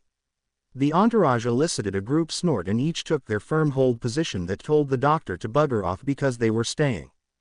The fact that they stayed didn't really matter. Ginny's screams would be blocked by a soundproof charm. But instead of hearing Ginny's, the observers, or rather overseers of the memory charm's experts' actions could only see the physical movement, i.e. a person squirming due to the excruciating pain. To Ginny's surprise, the spell had been placed on her during her least defensible moment. She had no preparation for receiving the pain, but the lack of defense allowed for easy stimulation of pain receptors. She had screamed in the beginning, but the pain had filled her mind and she couldn't even hear herself. Not knowing how she would deal with the indescribable feeling of pain, she decided to hug her knees to her chest and tuck into a ball. The fetal position had worked wonders with the monthly curses. It might as well help her deal with Crucio. In not screaming for a release from the pain, Ginny felt her body grow as though it would explode. Wasn't it part of the purpose of the Crucio curse to have people scream? Would screaming actually make things better though? But something in Ginny's mind told her to bite her tongue and not let loose any sound. As the pressure seemed to get greater, she felt torn. When all sense of control seemed to be lost, her world became dark, an abyss of nothing. Then the nothingness changed to memories, dreams. She wasn't sure what happened, but she started remember a basement, stairs, sound of clicking heels, something upside down, a gorilla-looking man. The images flashes in random order so fast that Ginny's couldn't make sense of them. The more she tried, the more she seemed lost. It was as though the thread of thought was slipping from her fingers as she slipped from consciousness. Ginny, an ethereal voice called. The sound had interrupted Ginny's mini-movie of how her wedding would be like. The even was going to a small private affair with friends and family, and the voice happened to call her right before the bride and the groom was supposed to key. Huh, Ginny mumbled, trying to reconnect herself with the realistic world and end her desire to sleep in. Where am I? The room she was in lacked decoration. Turning to her side, there were some flowers and books and a half-full cup of tea. As she turned the other way, her face came in contact with a pair of green eyes, glasses, and nose. Eep. You're awake, Harry announced with a smile when he removed his head from the close proximity of Ginny's face. Oh, thank goodness. Within moments of the exclamation, Ginny's healing room was filled with pretty much the entire Weasley clan, Harry and his parents. Each was asking how she was feeling and what she wanted. According to Ron, Hermione and Mrs. Weasley were about to bring the entire kitchen to the hospital because they wanted Ginny to have so much food. How long was I unconscious? Ginny asked when she heard that. Her mother wouldn't have made such a big fuss if she were only out cold for one day. A week, came the reply from a Medi-Wizard, which Ginny remembered he was at her Crucio treatment. Now Miss Weasley, the rest was good for you, so you may go home today. Just please do not do anything stressful, and you should not have any fainting spells. A week, Ginny shouted, ignoring the comment about not being stress. That's 1 week short for the wedding and I missed a column. Oh dear, this is not good. Okay people, let's go home, right now, this very instant. She scrambled out of the bed and went to get her clothing that was stored in the closet in the room. Come on, time is wasting. Ginny, Harry said calmly. Lavender and Parvati have decided to help you out. Since your portfolio had everything in it, they have been taking care of things. Now remember, the doctor had asked for you to be carefree for a bit. Your brain just went through a lot. You pretty much babbled non-stop in your sleep. Harry's voice sounded like one placating a child, but it didn't annoy Ginny. It actually calmed her down, but she still insisted on going home, to Harry's house. Gin, are you ever going back to your flat? Percy asked self-righteously. It wasn't like Ginny and Harry were going to do something shameful. Figures Percy would be the one to comment about them living together. Ginny's flat in London was too lonely and had many memories with Aurora. It didn't seem like home when her PSEDUO roommate wouldn't be returning. Nope, staying in Harry's. I am very attached to the stray measles and Harry's maid. Not wanting to get Percy riled out on prenuptial actions, Ginny turned her attention on whatever she babbled. So what did I say? Well, you said a few names and some random objects. The other reason for you to rest is allotting time for you to reorganize your memory, Harry replied. The ministry has requested an interview in a week and a half. So was it helpful? Do you see Malfoy here? Harry asked with a grin. Ginny shook her head confused, not sure how his presence would explain anything. He could not be here because Ginny used the Imperios on Aurora or something. He's busy interrogating the people you've named. Ginny. 2 feminine squeals sounded. Ginny looked at the door to see Parvati and Lavender holding her portfolio. You know, once we heard you were awake, we came right away. And guess what? Apparently someone has decided to throw a public engagement party for you and Harry. I guess the people would like to celebrate for no apparent reason that really deals with them. Anyhow, I suppose the good news is that it's for charity. Ginny looked at Harry in surprise. She hadn't noticed their wedding would be that big of a deal. It was like a national New Year's Day celebration or the party everyone had when the Dark Lord was finally gone. Did you? No. Harry now had a frown on his face. Didn't you say you would love to get home? Ooh, we didn't mean to interrupt, Lavender mumbled slyly.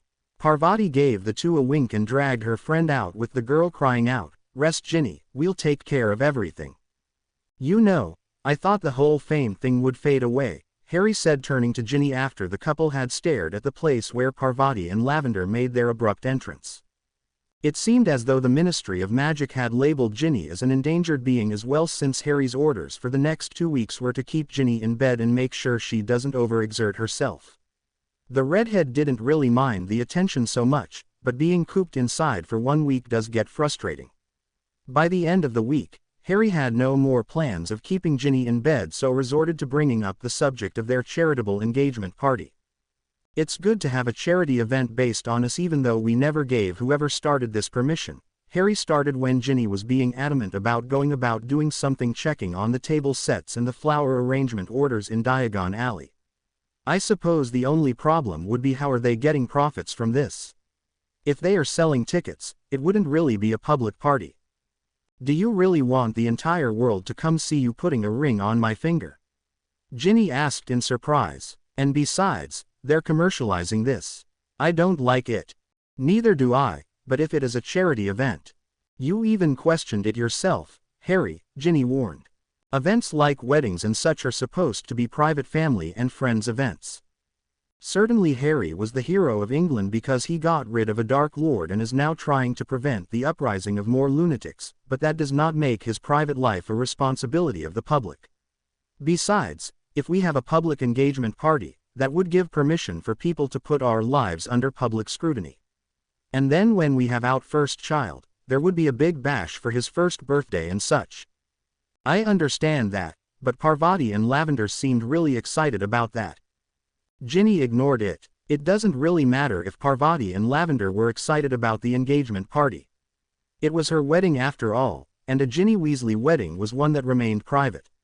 Therefore, the engagement party should be a private affair, if there would even be one. How's Hermione? Ginny asked, wanting to get off the subject of a charity event engagement party. It was more important to catch up on family news than whether or not the public liked the Ginny-Harry pairing. Hermione is doing well. She should be arriving with Ron in a half an hour. What? And you never told me until now? Ginny exclaimed as she tried to dash around the house preparing to meet guests. It was getting difficult to move since Harry had latched on, trying to get her to settle down. Get off, Harry. I know I am supposed to be rest, but people need exercise as well.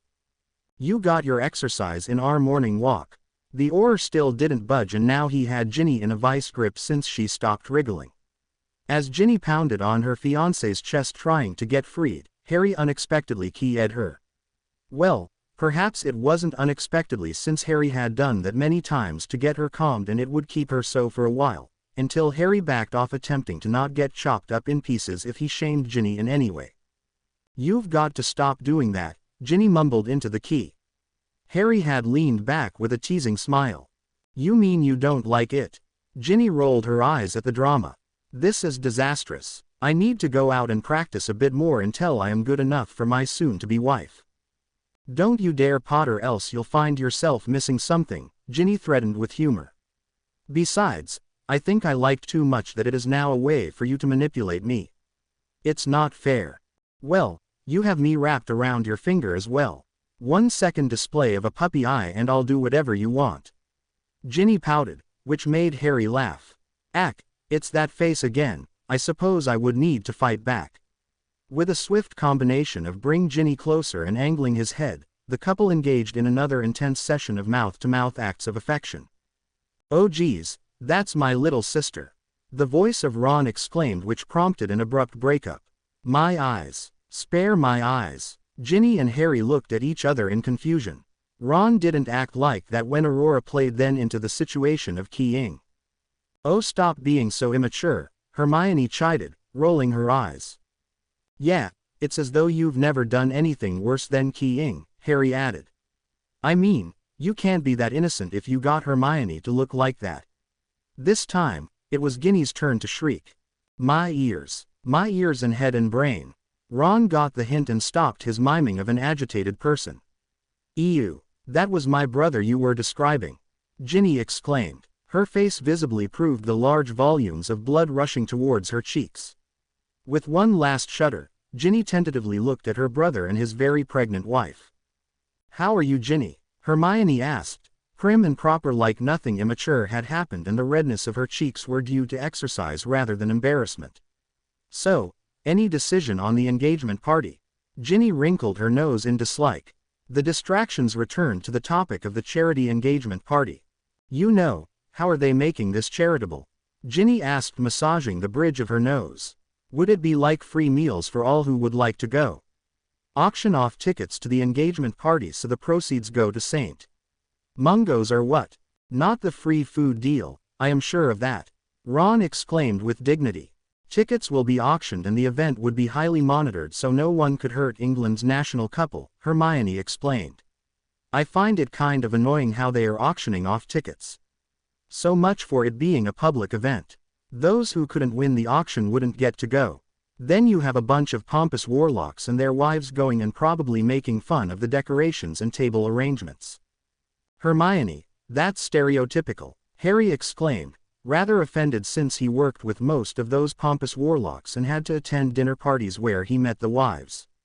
Before he could rant, either the pointed look from Hermione or the cutting motion from Ron stopped him from explaining further. Fine then, Hermione replied with a huff that seemed a much bigger movement due to her current physical state. Do you know if we need to get tickets as well? I hope not, but I need to check on that, Ginny said with a smile. It did give her an excuse to be outside. Of course, and she would get to work as well. Hello Lavender, Parvati, Harry's voice sounded from the farther corner of the living room, right by the fireplace. I just have a quick question regarding the engagement party. Oh, so Ginny has agreed, came the giddy reply of Lavender. Oh how wonderful, okay, so what's the question? Does the family and friends need to go to the auction for tickets? The fiery head of Lavender shook vigorously. Nope, there's about 50 seats reserved for family and friends, Parvati replied with her looking like she was reading something. So we don't need to have people auction for seats unless 50 is not enough. There are 50 seats for family and friends. Ginny shouted in shock. How many people would be there? It was normal for Ginny to be shocked. On the morning of the engagement party, the Witches Weekly made an announcement on how the engagement party for Ginny Weasley, soon to be Potter, and Harry Potter would be the biggest event since the celebration of the end of the Dark Lord. Approximately 300 people would be at the engagement party and it was planned by all the businesses involved. Ginny, stop gawking at the headlines. Hermione chided. If she could stomp her foot, she probably would have since they would be 10 minutes late with the meeting with the ministry if they left at that second. Oh come on, we are already late and then Harry would get really worried, then he would have a fit and then the rest of the day wouldn't be happy. Come on, we have a tight schedule. Ginny decided to move since listening to Hermione complain wasn't her favorite pastime, especially a pregnant Hermione. To her utmost dislike, the planner part of Ginny, the day was filled with a meeting with the ministry officials, followed by checking on the engagement party stuff, get primed up for the party, and then the party itself. Unfortunately, she had to do all that before 4 p.m., when people would start going to the party. Ginny, you're finally here, Ron exclaimed as he hugged Hermione. People are getting a bit restless, especially Malfoy. I think he believed Christmas came early. A briefing from Draco Malfoy and the other witches and wizards involved in the case regarding Aurora was what the meeting was. According to various interrogation series, the Aurors found the information needed to say piece back Ginny's memory and how it connected with Aurora. Unfortunately, there wasn't enough information on what exactly happened to the Auror. So we'll continue to search for clues regarding the whereabouts for Aurora Classen, Draco Malfoy explained in conclusion. And before any of you Weasleys get too revengeful, and you too Potter, Annabelle Cardigan and her cousin Robert Cardigan are under custody of the ministry. We are hoping to get more answers out of them. There may be a lead concerning the rebels since the two used that group to drive Miss Classen away. Thank you, Ginny said with a smile. So this is somewhat over. We just need to find Aurora and it would be the end of the story. Good. Why did that story seem like an awful soap opera? The entire audience laughed, with Ginny being well and very confident Classen's guaranteeing the fact that Aurora Classen was safe. Everyone could take a relaxing breath and focus on happy thoughts, like the upcoming wedding of one of the wizarding world's most eligible bachelor.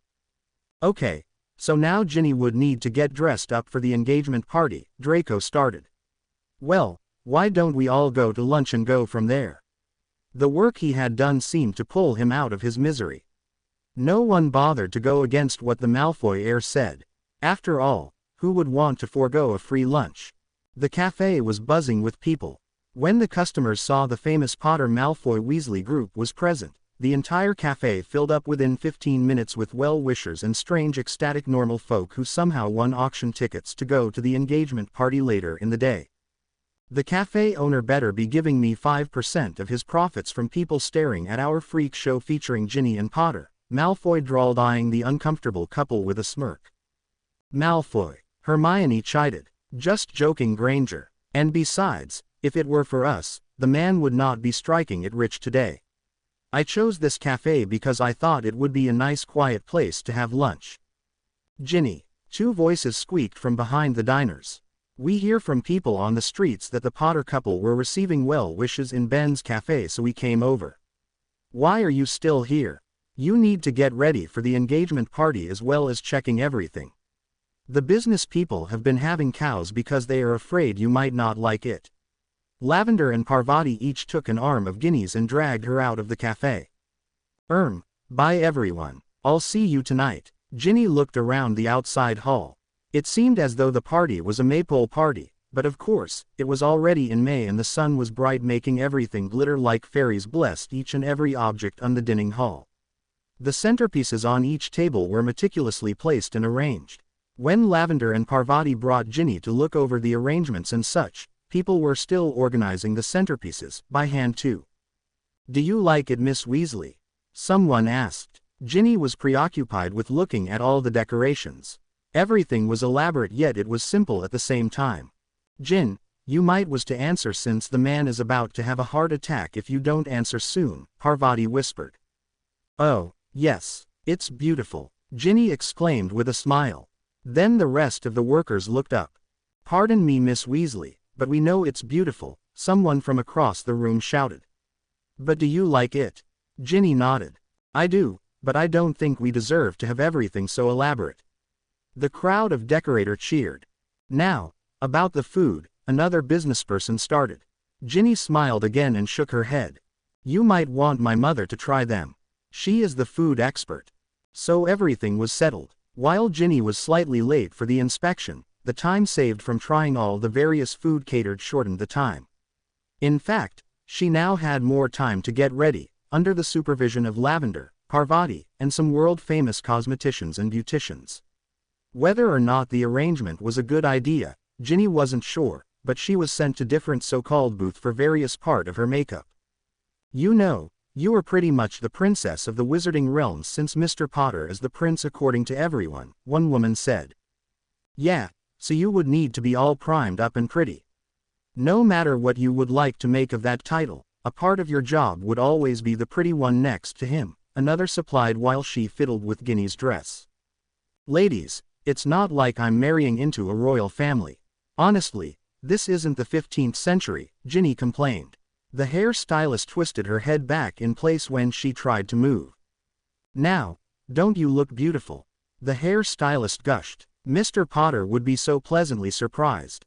Ginny frowned at the circle of fickle women around her.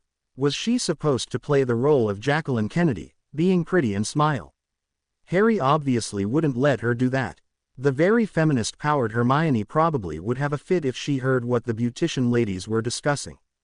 Wow, Ginny, Lavender exclaimed. You look absolutely wonderful. And Ju Tin time too. It is 3:30. You should be with Harry welcoming people and such as well, making some impromptu speeches about stuff. Speech? Ginny asked in shock. Now, impromptu. What am I going to say? This is supposed to be a family event and I don't really like the feeling of being a social puppet. Lavender shrugged. Sorry, Ginny, Parvati replied after she made a mad dash into the room. Your brothers came with your mother and I think they are going to give Mr. Hartman a heart attack with their threats about pranks and such. I caught them sticking in some canary creams around the decorations of the squares. So am I done here? Ginny asked. I believed I need to prevent my brothers from being immature. As though on cue, a blood-curdling scream emitted from the outside hall. You despicable, mangy, ugly, red-headed beasts. An Italian voice shouted. You have ruined my beautiful cake. Who changed my jasmine essence to dung bomb smells? The ladies in the room all looked at Ginny. So you see, I am needed out there, Ginny concluded with a shaky smile. Thanks for the lovely makeover, ta-ta. The redhead ran out the room with another shout from the kitchens and the ladies shaking their head about how the run was going to ruin the entire beautifying procedure. Well, I guess she didn't even need all that makeup and such anyhow, the ladies trailed off with Lavender and Parvati nodding their heads. Fred and George Weasley, Ginny screamed at the top of her lungs. Get over here right now. This is supposed to be my engagement party. Everything is supposed to be orderly. I do not need you to cause a series of heart attacks, nor do I need you to ruin the decorations. Now, get over here right now before I get Mother to spank you. Ginny Weasley had given up looking for her twin brothers, who were more like mischievous spirits than 20-some-years-old businessmen.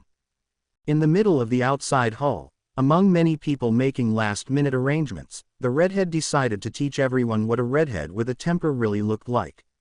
The first generation of mischievous Weasley twins bashfully walked out of an obscure corner, hoping to not infuriate their little sister more, especially when she sounded so much like their mother. Yes, our beautiful, smart, almost married, little sister, Fred and George said together like two boys found with their hands in the cookie jar. You know, you would be a very good mother since you sounded so much like our mother for a moment there. Ginny looked at her brothers silently. Well, it was compliment really, George amended. Yeah, you don't nag as much as Mother, Fred concluded. Ginny still remained silent. You know, Ginny started not looking at her brothers in the eye, usually a sign of Ginny trying to control her temper. This is an engagement party for the entire England. I don't think it would be such a good idea to annoy the rest of the country by playing tricks on them. After all, you probably don't want people to start a campaign to outlaw your projects, right? But Gin, Fred whined. I thought you didn't want this party. We could make it so interesting. Wouldn't it be nice to see some pompous get turned into a canary? Yeah, we worked so hard on making it look like a delicacy. Ginny looked around for Harry since he was supposed to be with her soon to welcome guests. You know, Harry even liked the idea of making people look like canaries at an engagement party. Virginia Weasley, a lady who looked and acted like the epitome of an upper-class woman with many divorces at the young age of 35, waved. The three Weasleys looked at each other and groaned. So about that canary cream. I am at a loss actually. Judgment on what I write is welcome. In fact, I am at a slight crisis. How do you define writing well? PFF'd. Well, I think there would be one more chapter left, obviously about the wedding. I was thinking of more canaries, some false alarms, a massive campaign for the WWW shop, and some bouquet accidents. Maybe some fluff, if I am in the mood. To all the people who made this possible, meaning made it possible for me to finish this story. Remember, I welcome comments of any sort. Please tell me what's on your mind. It would be lovely to get lots of input so I might be able to fix my slight crisis. Thank yous, Loopy-loony. No problem. I don't mind advanced warnings when I have time. I only worry about annoying people with them. Well, I suppose you could say Draco's dilemma is fixed. The engagement party left Ginny and Harry exhausted. While the ministry just deemed Ginny back to full health, the charity party drained the couple all of their energy, at least in being social. From the engagement party that seemed for like a social zoo until the wedding, Ginny and Harry spent unthinkable numbers of hours together. They seemed so attached that even Mrs. Weasley was afraid they might be sick of each other before the wedding could happen. And that would be awful since Ginny and Harry should be married. While Ginny still wrote her weekly columns, Harry's responsibilities all rested on the shoulders of a certain Slytherin. Draco Malfoy had said he needed to extra workload to get things off his mind. That was how Harry and Ginny were seen lounging around London and Diagon Alley often. Certainly they had some more well-wishers, but their most frequent visitors would be Lavender and Parvati, since they were the one organizing the wedding since Ginny's confrontation with the ministry doctors and stranger foreign spell research team. The place to see the soon-to-be wed was Ron and Hermione's house. It was the meeting place for all that's involved in the wedding, since Hermione was the least mobile of all the people in the wedding. You know, I was hoping this lump of life would get out of me after the wedding. I mean, then I would have to carry it across the aisle. Hermione complained as she gently poked her bulging stomach. "Hey, careful with that, you have my son in there." Ron shouted. Everyone laughed when Hermione glared at her husband. It was an argument that happened whenever the discussion of the clothing at the wedding came up. If you really don't want to walk down the aisle as the matron of honor, then don't. Watch it, Weasley, Draco Malfoy retorted. Just because you aren't the best man, don't get so riled up about it.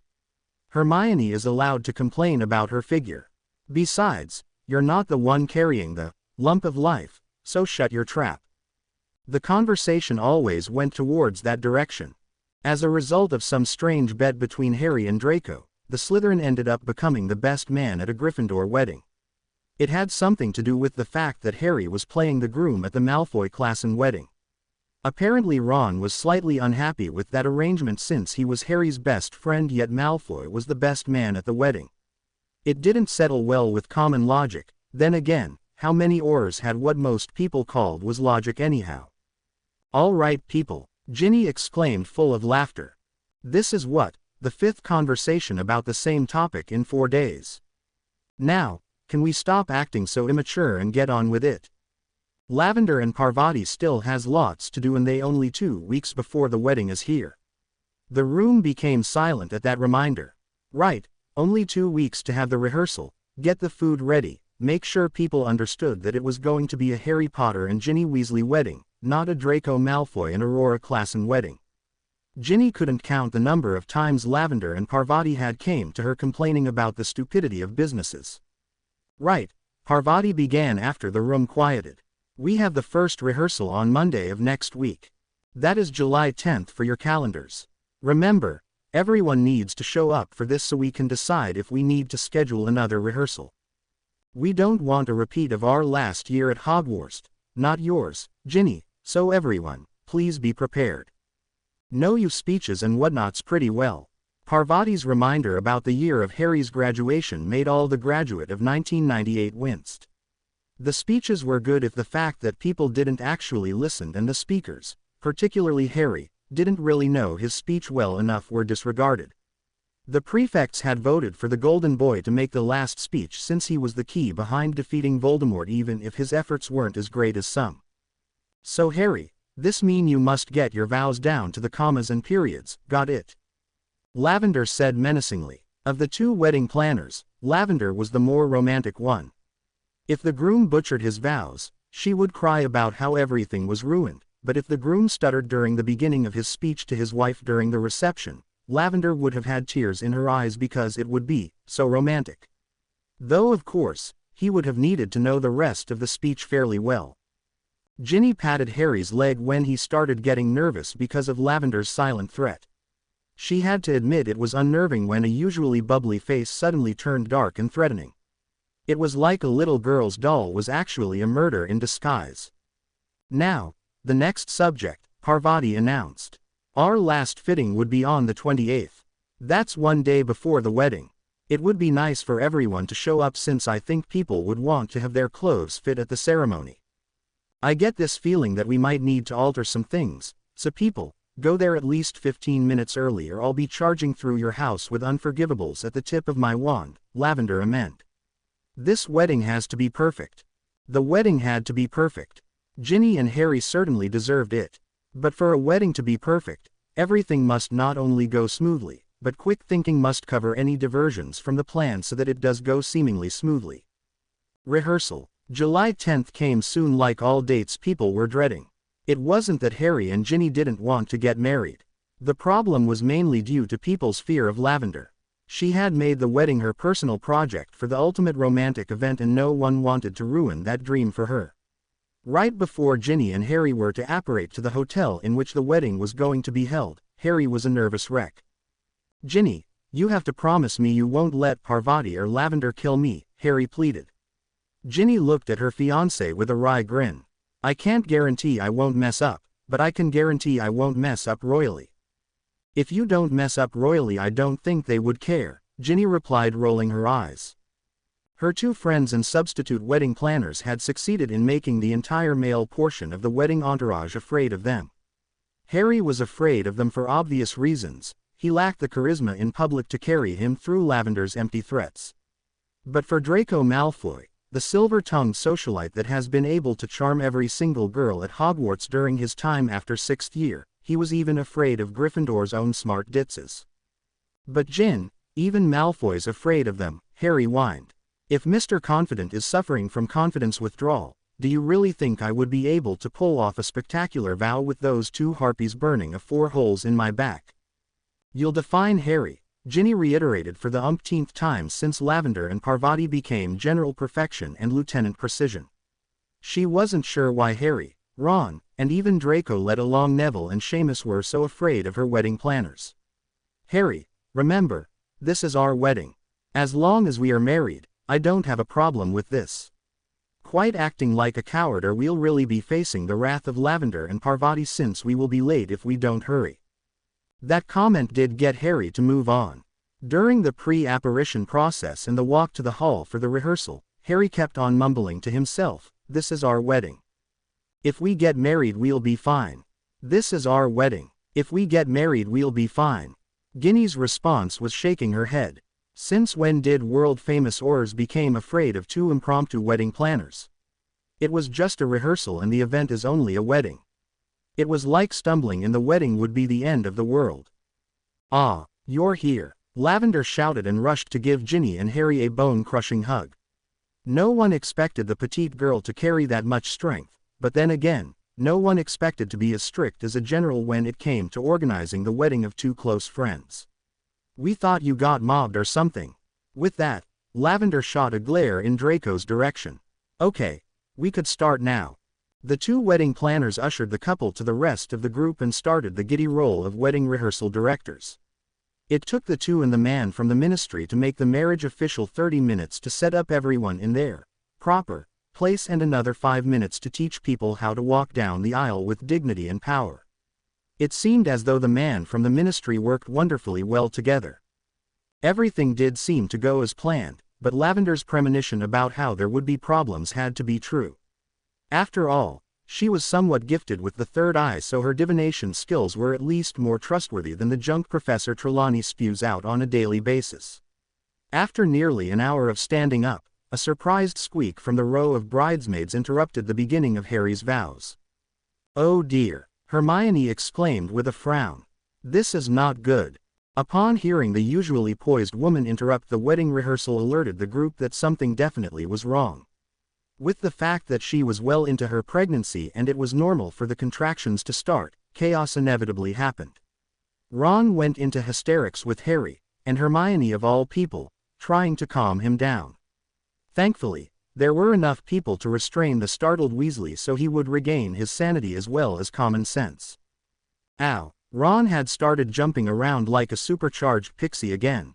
Hermione's wails of pain and her rather frustrated attempts of calming her husband didn't do much to settle Ron. Ginny decided to leave her sister-in-law's side to give a good thwack to her brother. Using a spell commonly used by Aurors to hold still unruly criminals, Ginny managed to lock Ron firmly on the wall.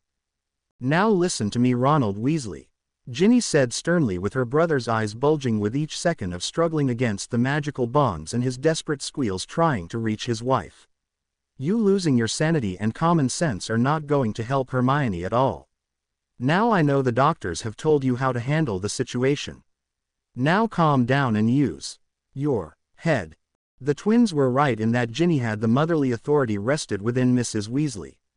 One lecture and all the men, at least Weasley men, managed to do exactly as she said, as though they were put under Imperio. When Ron did stop his struggling, which made him look like a limp Amazon primate, Ginny took off the binding spell. "Okay, so we get her to the hospital. And take the essentials, which we brought with us everywhere since last week," Ron said, trying to keep calm. "We need to flag the night bus or something."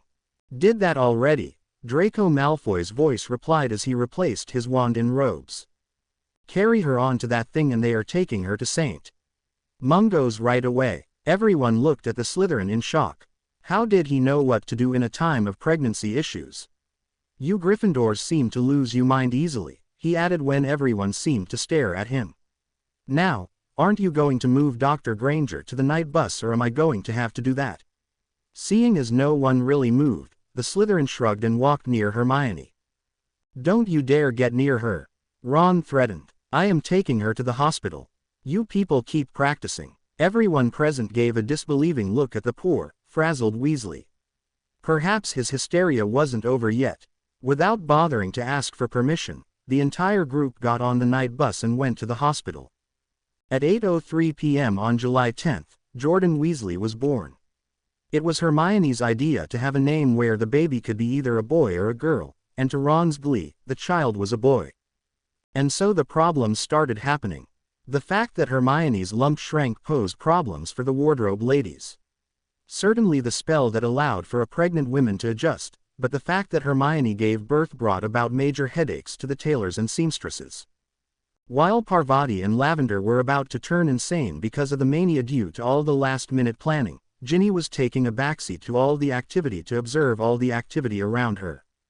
When she was planning other people's weddings, she hadn't noticed how crazy everything was.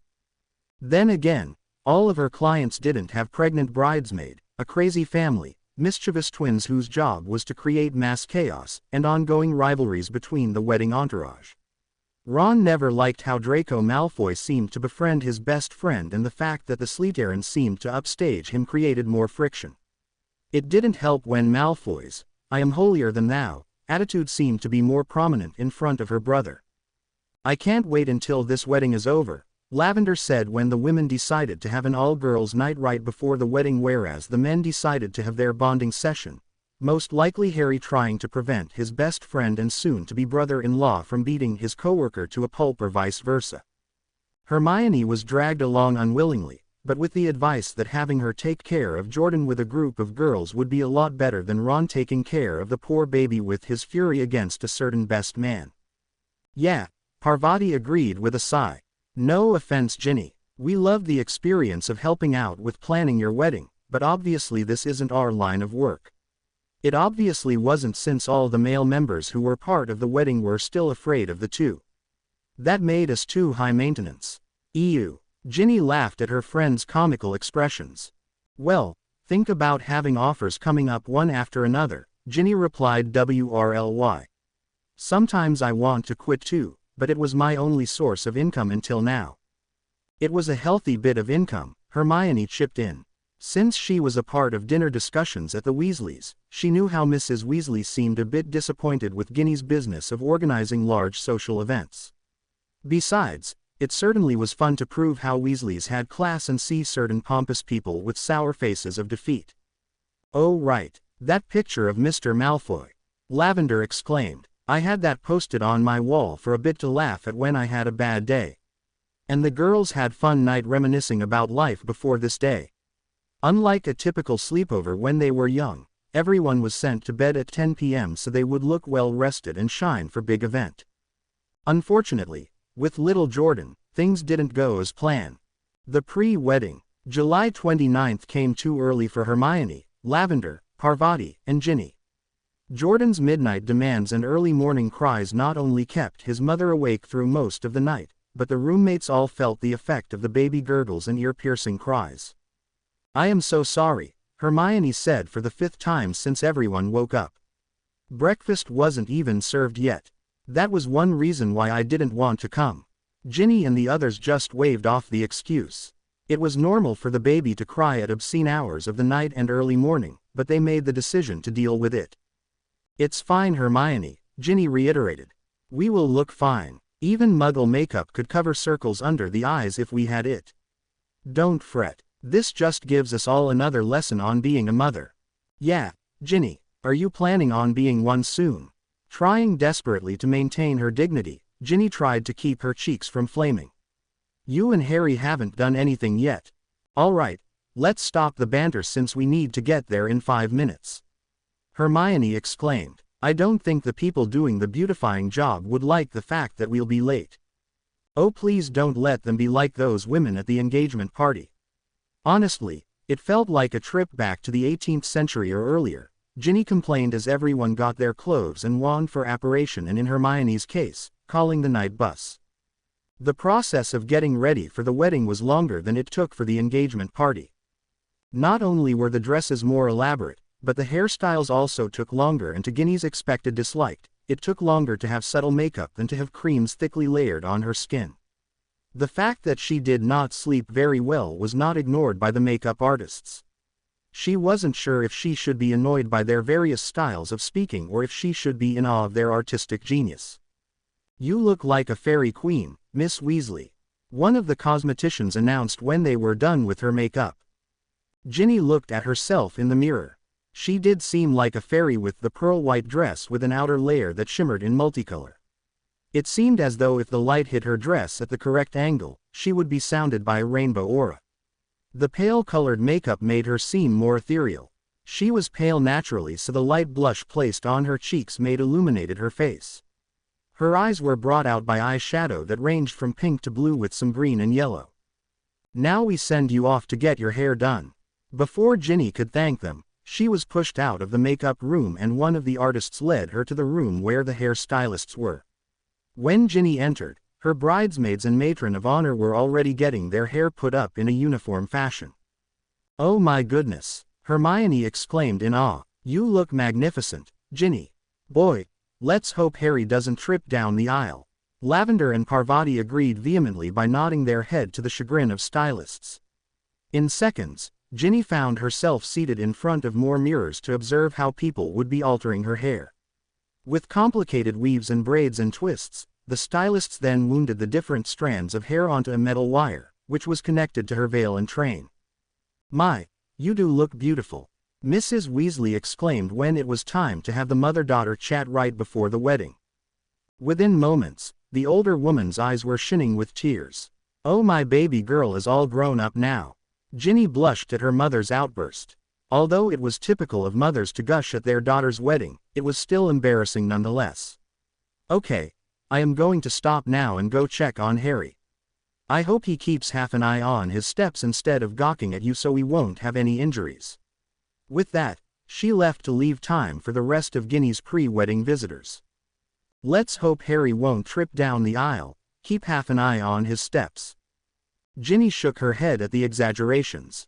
She certainly did look and feel pretty, but her appearance shouldn't have that big of a change. If Harry hadn't really stuttered when she was in her normal self, the most he would do would be stuttering. Taking one look at herself, she decided that she did not beautiful, but not enough to send Harry to the hospital. "Oh dear Merlin," another voice exclaimed to invade Ginny's personal thoughts. "I can't believe that's the littlest Weasley standing in front of me." Ginny scowled and turned to look at the speaker. Of course, even though Draco Malfoy was civil to her, he still lacked the skill to not offend the Weasleys in any way by speech. Which probably explained why he wasn't with Harry at that moment. "Not the youngest. The youngest would be Jordan," Ginny replied with humor. "You'll definitely send Potter into a shock," the Slytherin continued. "We Malfoys know what beautiful and sophisticated. And you, my dear, are exactly that right now. I think I may need to report back to Potter now of what to expect. So he really doesn't trip and key the ground instead of keying you. Is this why you came? To spy on me?" Ginny asked, tilted her head. The movement made some jingly sound and it was the she noticed there were tiny bells on her veil. "Actually, your brother was about to skin me alive and then pick me apart muscle by muscle, bone by bone, and your future husband is acting like he's about to end his life any moment. So I was sent over for the health of your brother and your fiancé by Remus and Sirius." Ginny's eyes widened with worry. She hadn't thought about Harry wanting to back out of the wedding. Their case seemed highly likely since everything was rushed. "Don't worry your pretty little redhead," Draco Malfoy continued softly. "He's just nervous, like you probably. It's natural. Besides, the only matter he was raising his blood pressure over what you backing out. Which reminds me, I was sent by the order of King Harry Potter to get a sample of the lady's handwriting to prove to him that she still wants to marry him." Ginny raised a delicate eyebrow in disbelief. According to Aurora, a Malfoy with dramatics was not exactly a very trustworthy Malfoy. "A sample of my handwriting?" Ginny asked. "Is this a weird ploy to get Harry all worried because you now have a sample of my handwriting and probably could create a letter telling him the exact opposite?" "No," Draco replied too innocently and too rapidly. "Your brother would probably kill me if I had done that, and quite frankly, I still have a life goal which I haven't fulfilled." The teasing gleam in his eyes disappeared and Ginny felt some of her own joy turn into neutral feelings, if not sadness. "How are you doing?" Ginny asked softly. If nothing had happened in the spring, this would have been his wedding, his glorious day where he would be wondering about his bride. Ginny and Harry would be the ones teasing Draco Malfoy, not the other way. It must be hard to have one mission and one threat take away your fiancé, Ginny thought to herself. "No need to worry, little Weasley," the Slytherin replied equally quiet. "Part of your wedding present is to get Aurora back. I suppose it's for selfish reasons as well, but I figured we would both benefit. Now, I am sure she must have complained about my stubbornness and my spoiled childhood since all Malfoys get what he wants and I want her back whether she likes it or not." Ginny wasn't sure if that obsession was healthy, but at least he still had faith. At least there still were people who were still holding on the belief that Aurora would be back when the time comes, or at least Draco would drag her back. "Was there any particular reason you are calling me by various versions of my last name all of a sudden?" Ginny asked with a frown. "I thought Aurora and I had drilled it in your head that Weasel wasn't a compliment and saying Weasley derogatively would result in serious pain. Well, I only have this last few hours to do so before you become Mrs. Potter," Draco replied matter-of-factly. "It's my last few minutes of fun. Pothead was for Potter while we were at Hogwarts. Now we have to be civil because we work together, so once you are a Potter, I would need to spend my precious time trying to create a new way to mock you name which I could spend chasing after a certain someone." Draco, Remus and Sirius's heads popped from the door. "Did you get Ginny to write that damn sentence yet?" Sirius asked. "Honestly, Harry's was worse than James when he married Lily. I think it had something to do with the fact that the brides were redheads." "Just give me a second and I'll write the note," Ginny replied, shaking her head. Draco handed her a small piece of paper and a pencil. "Here. Can you believe she thought I would be playing a joke on poor Harry?" Draco asked Harry's former guardians in disbelief. "She thought I was going to play a joke on Potter on his wedding day."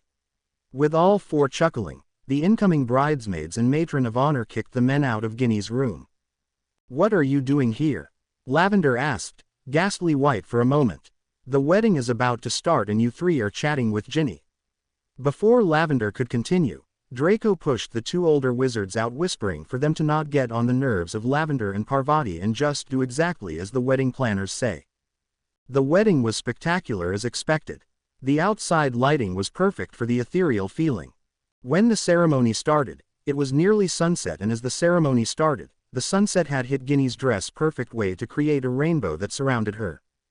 The flower girls, Bill's part Vila daughter's sporadic showers of petals that actually maintained the fact that Ginny had flowers falling around her all the time, contributed to the midsummer feel when the fairies flourished. She walked down the aisle with her father on her side with the poise and confidence practiced the afternoon right before Jordan's birth. Neither forgot their vows, and to Lavender's joy, Harry managed to be romantic and mess up his vows. However, like the premonitions before, the wedding had a few glitches.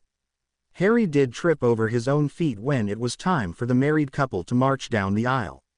He didn't actually fall to the ground since many people had expected that reaction from him, that 5 pairs of hands came to his rescue.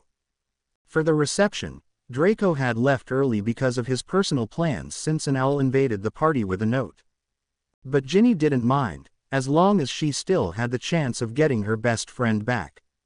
On the other hand, she never had much time thinking about Draco leaving early since other guests kept her occupied. Friends and family shared feelings of relief as they are finally married. The few press allowed at the wedding were stupid enough to get confused about who was actually getting married and felt the wrath of both sets of Weasley twins, with the younger set becoming closer to being the heirs of the WWW empire. As for the fateful wedding night, it shall end with, they had fun. Draco managed to give them their secret gift of a rather frisky nightgown and lingerie set for Ginny. Ginny's reaction was to blush furiously, but Harry was torn between wanting to throttle his coworker or be happy that the other had the nerve to do something he wouldn't have done until after the honeymoon. To be continued. I hope you enjoyed this story. Also remember to subscribe and like this video. See you in the next video.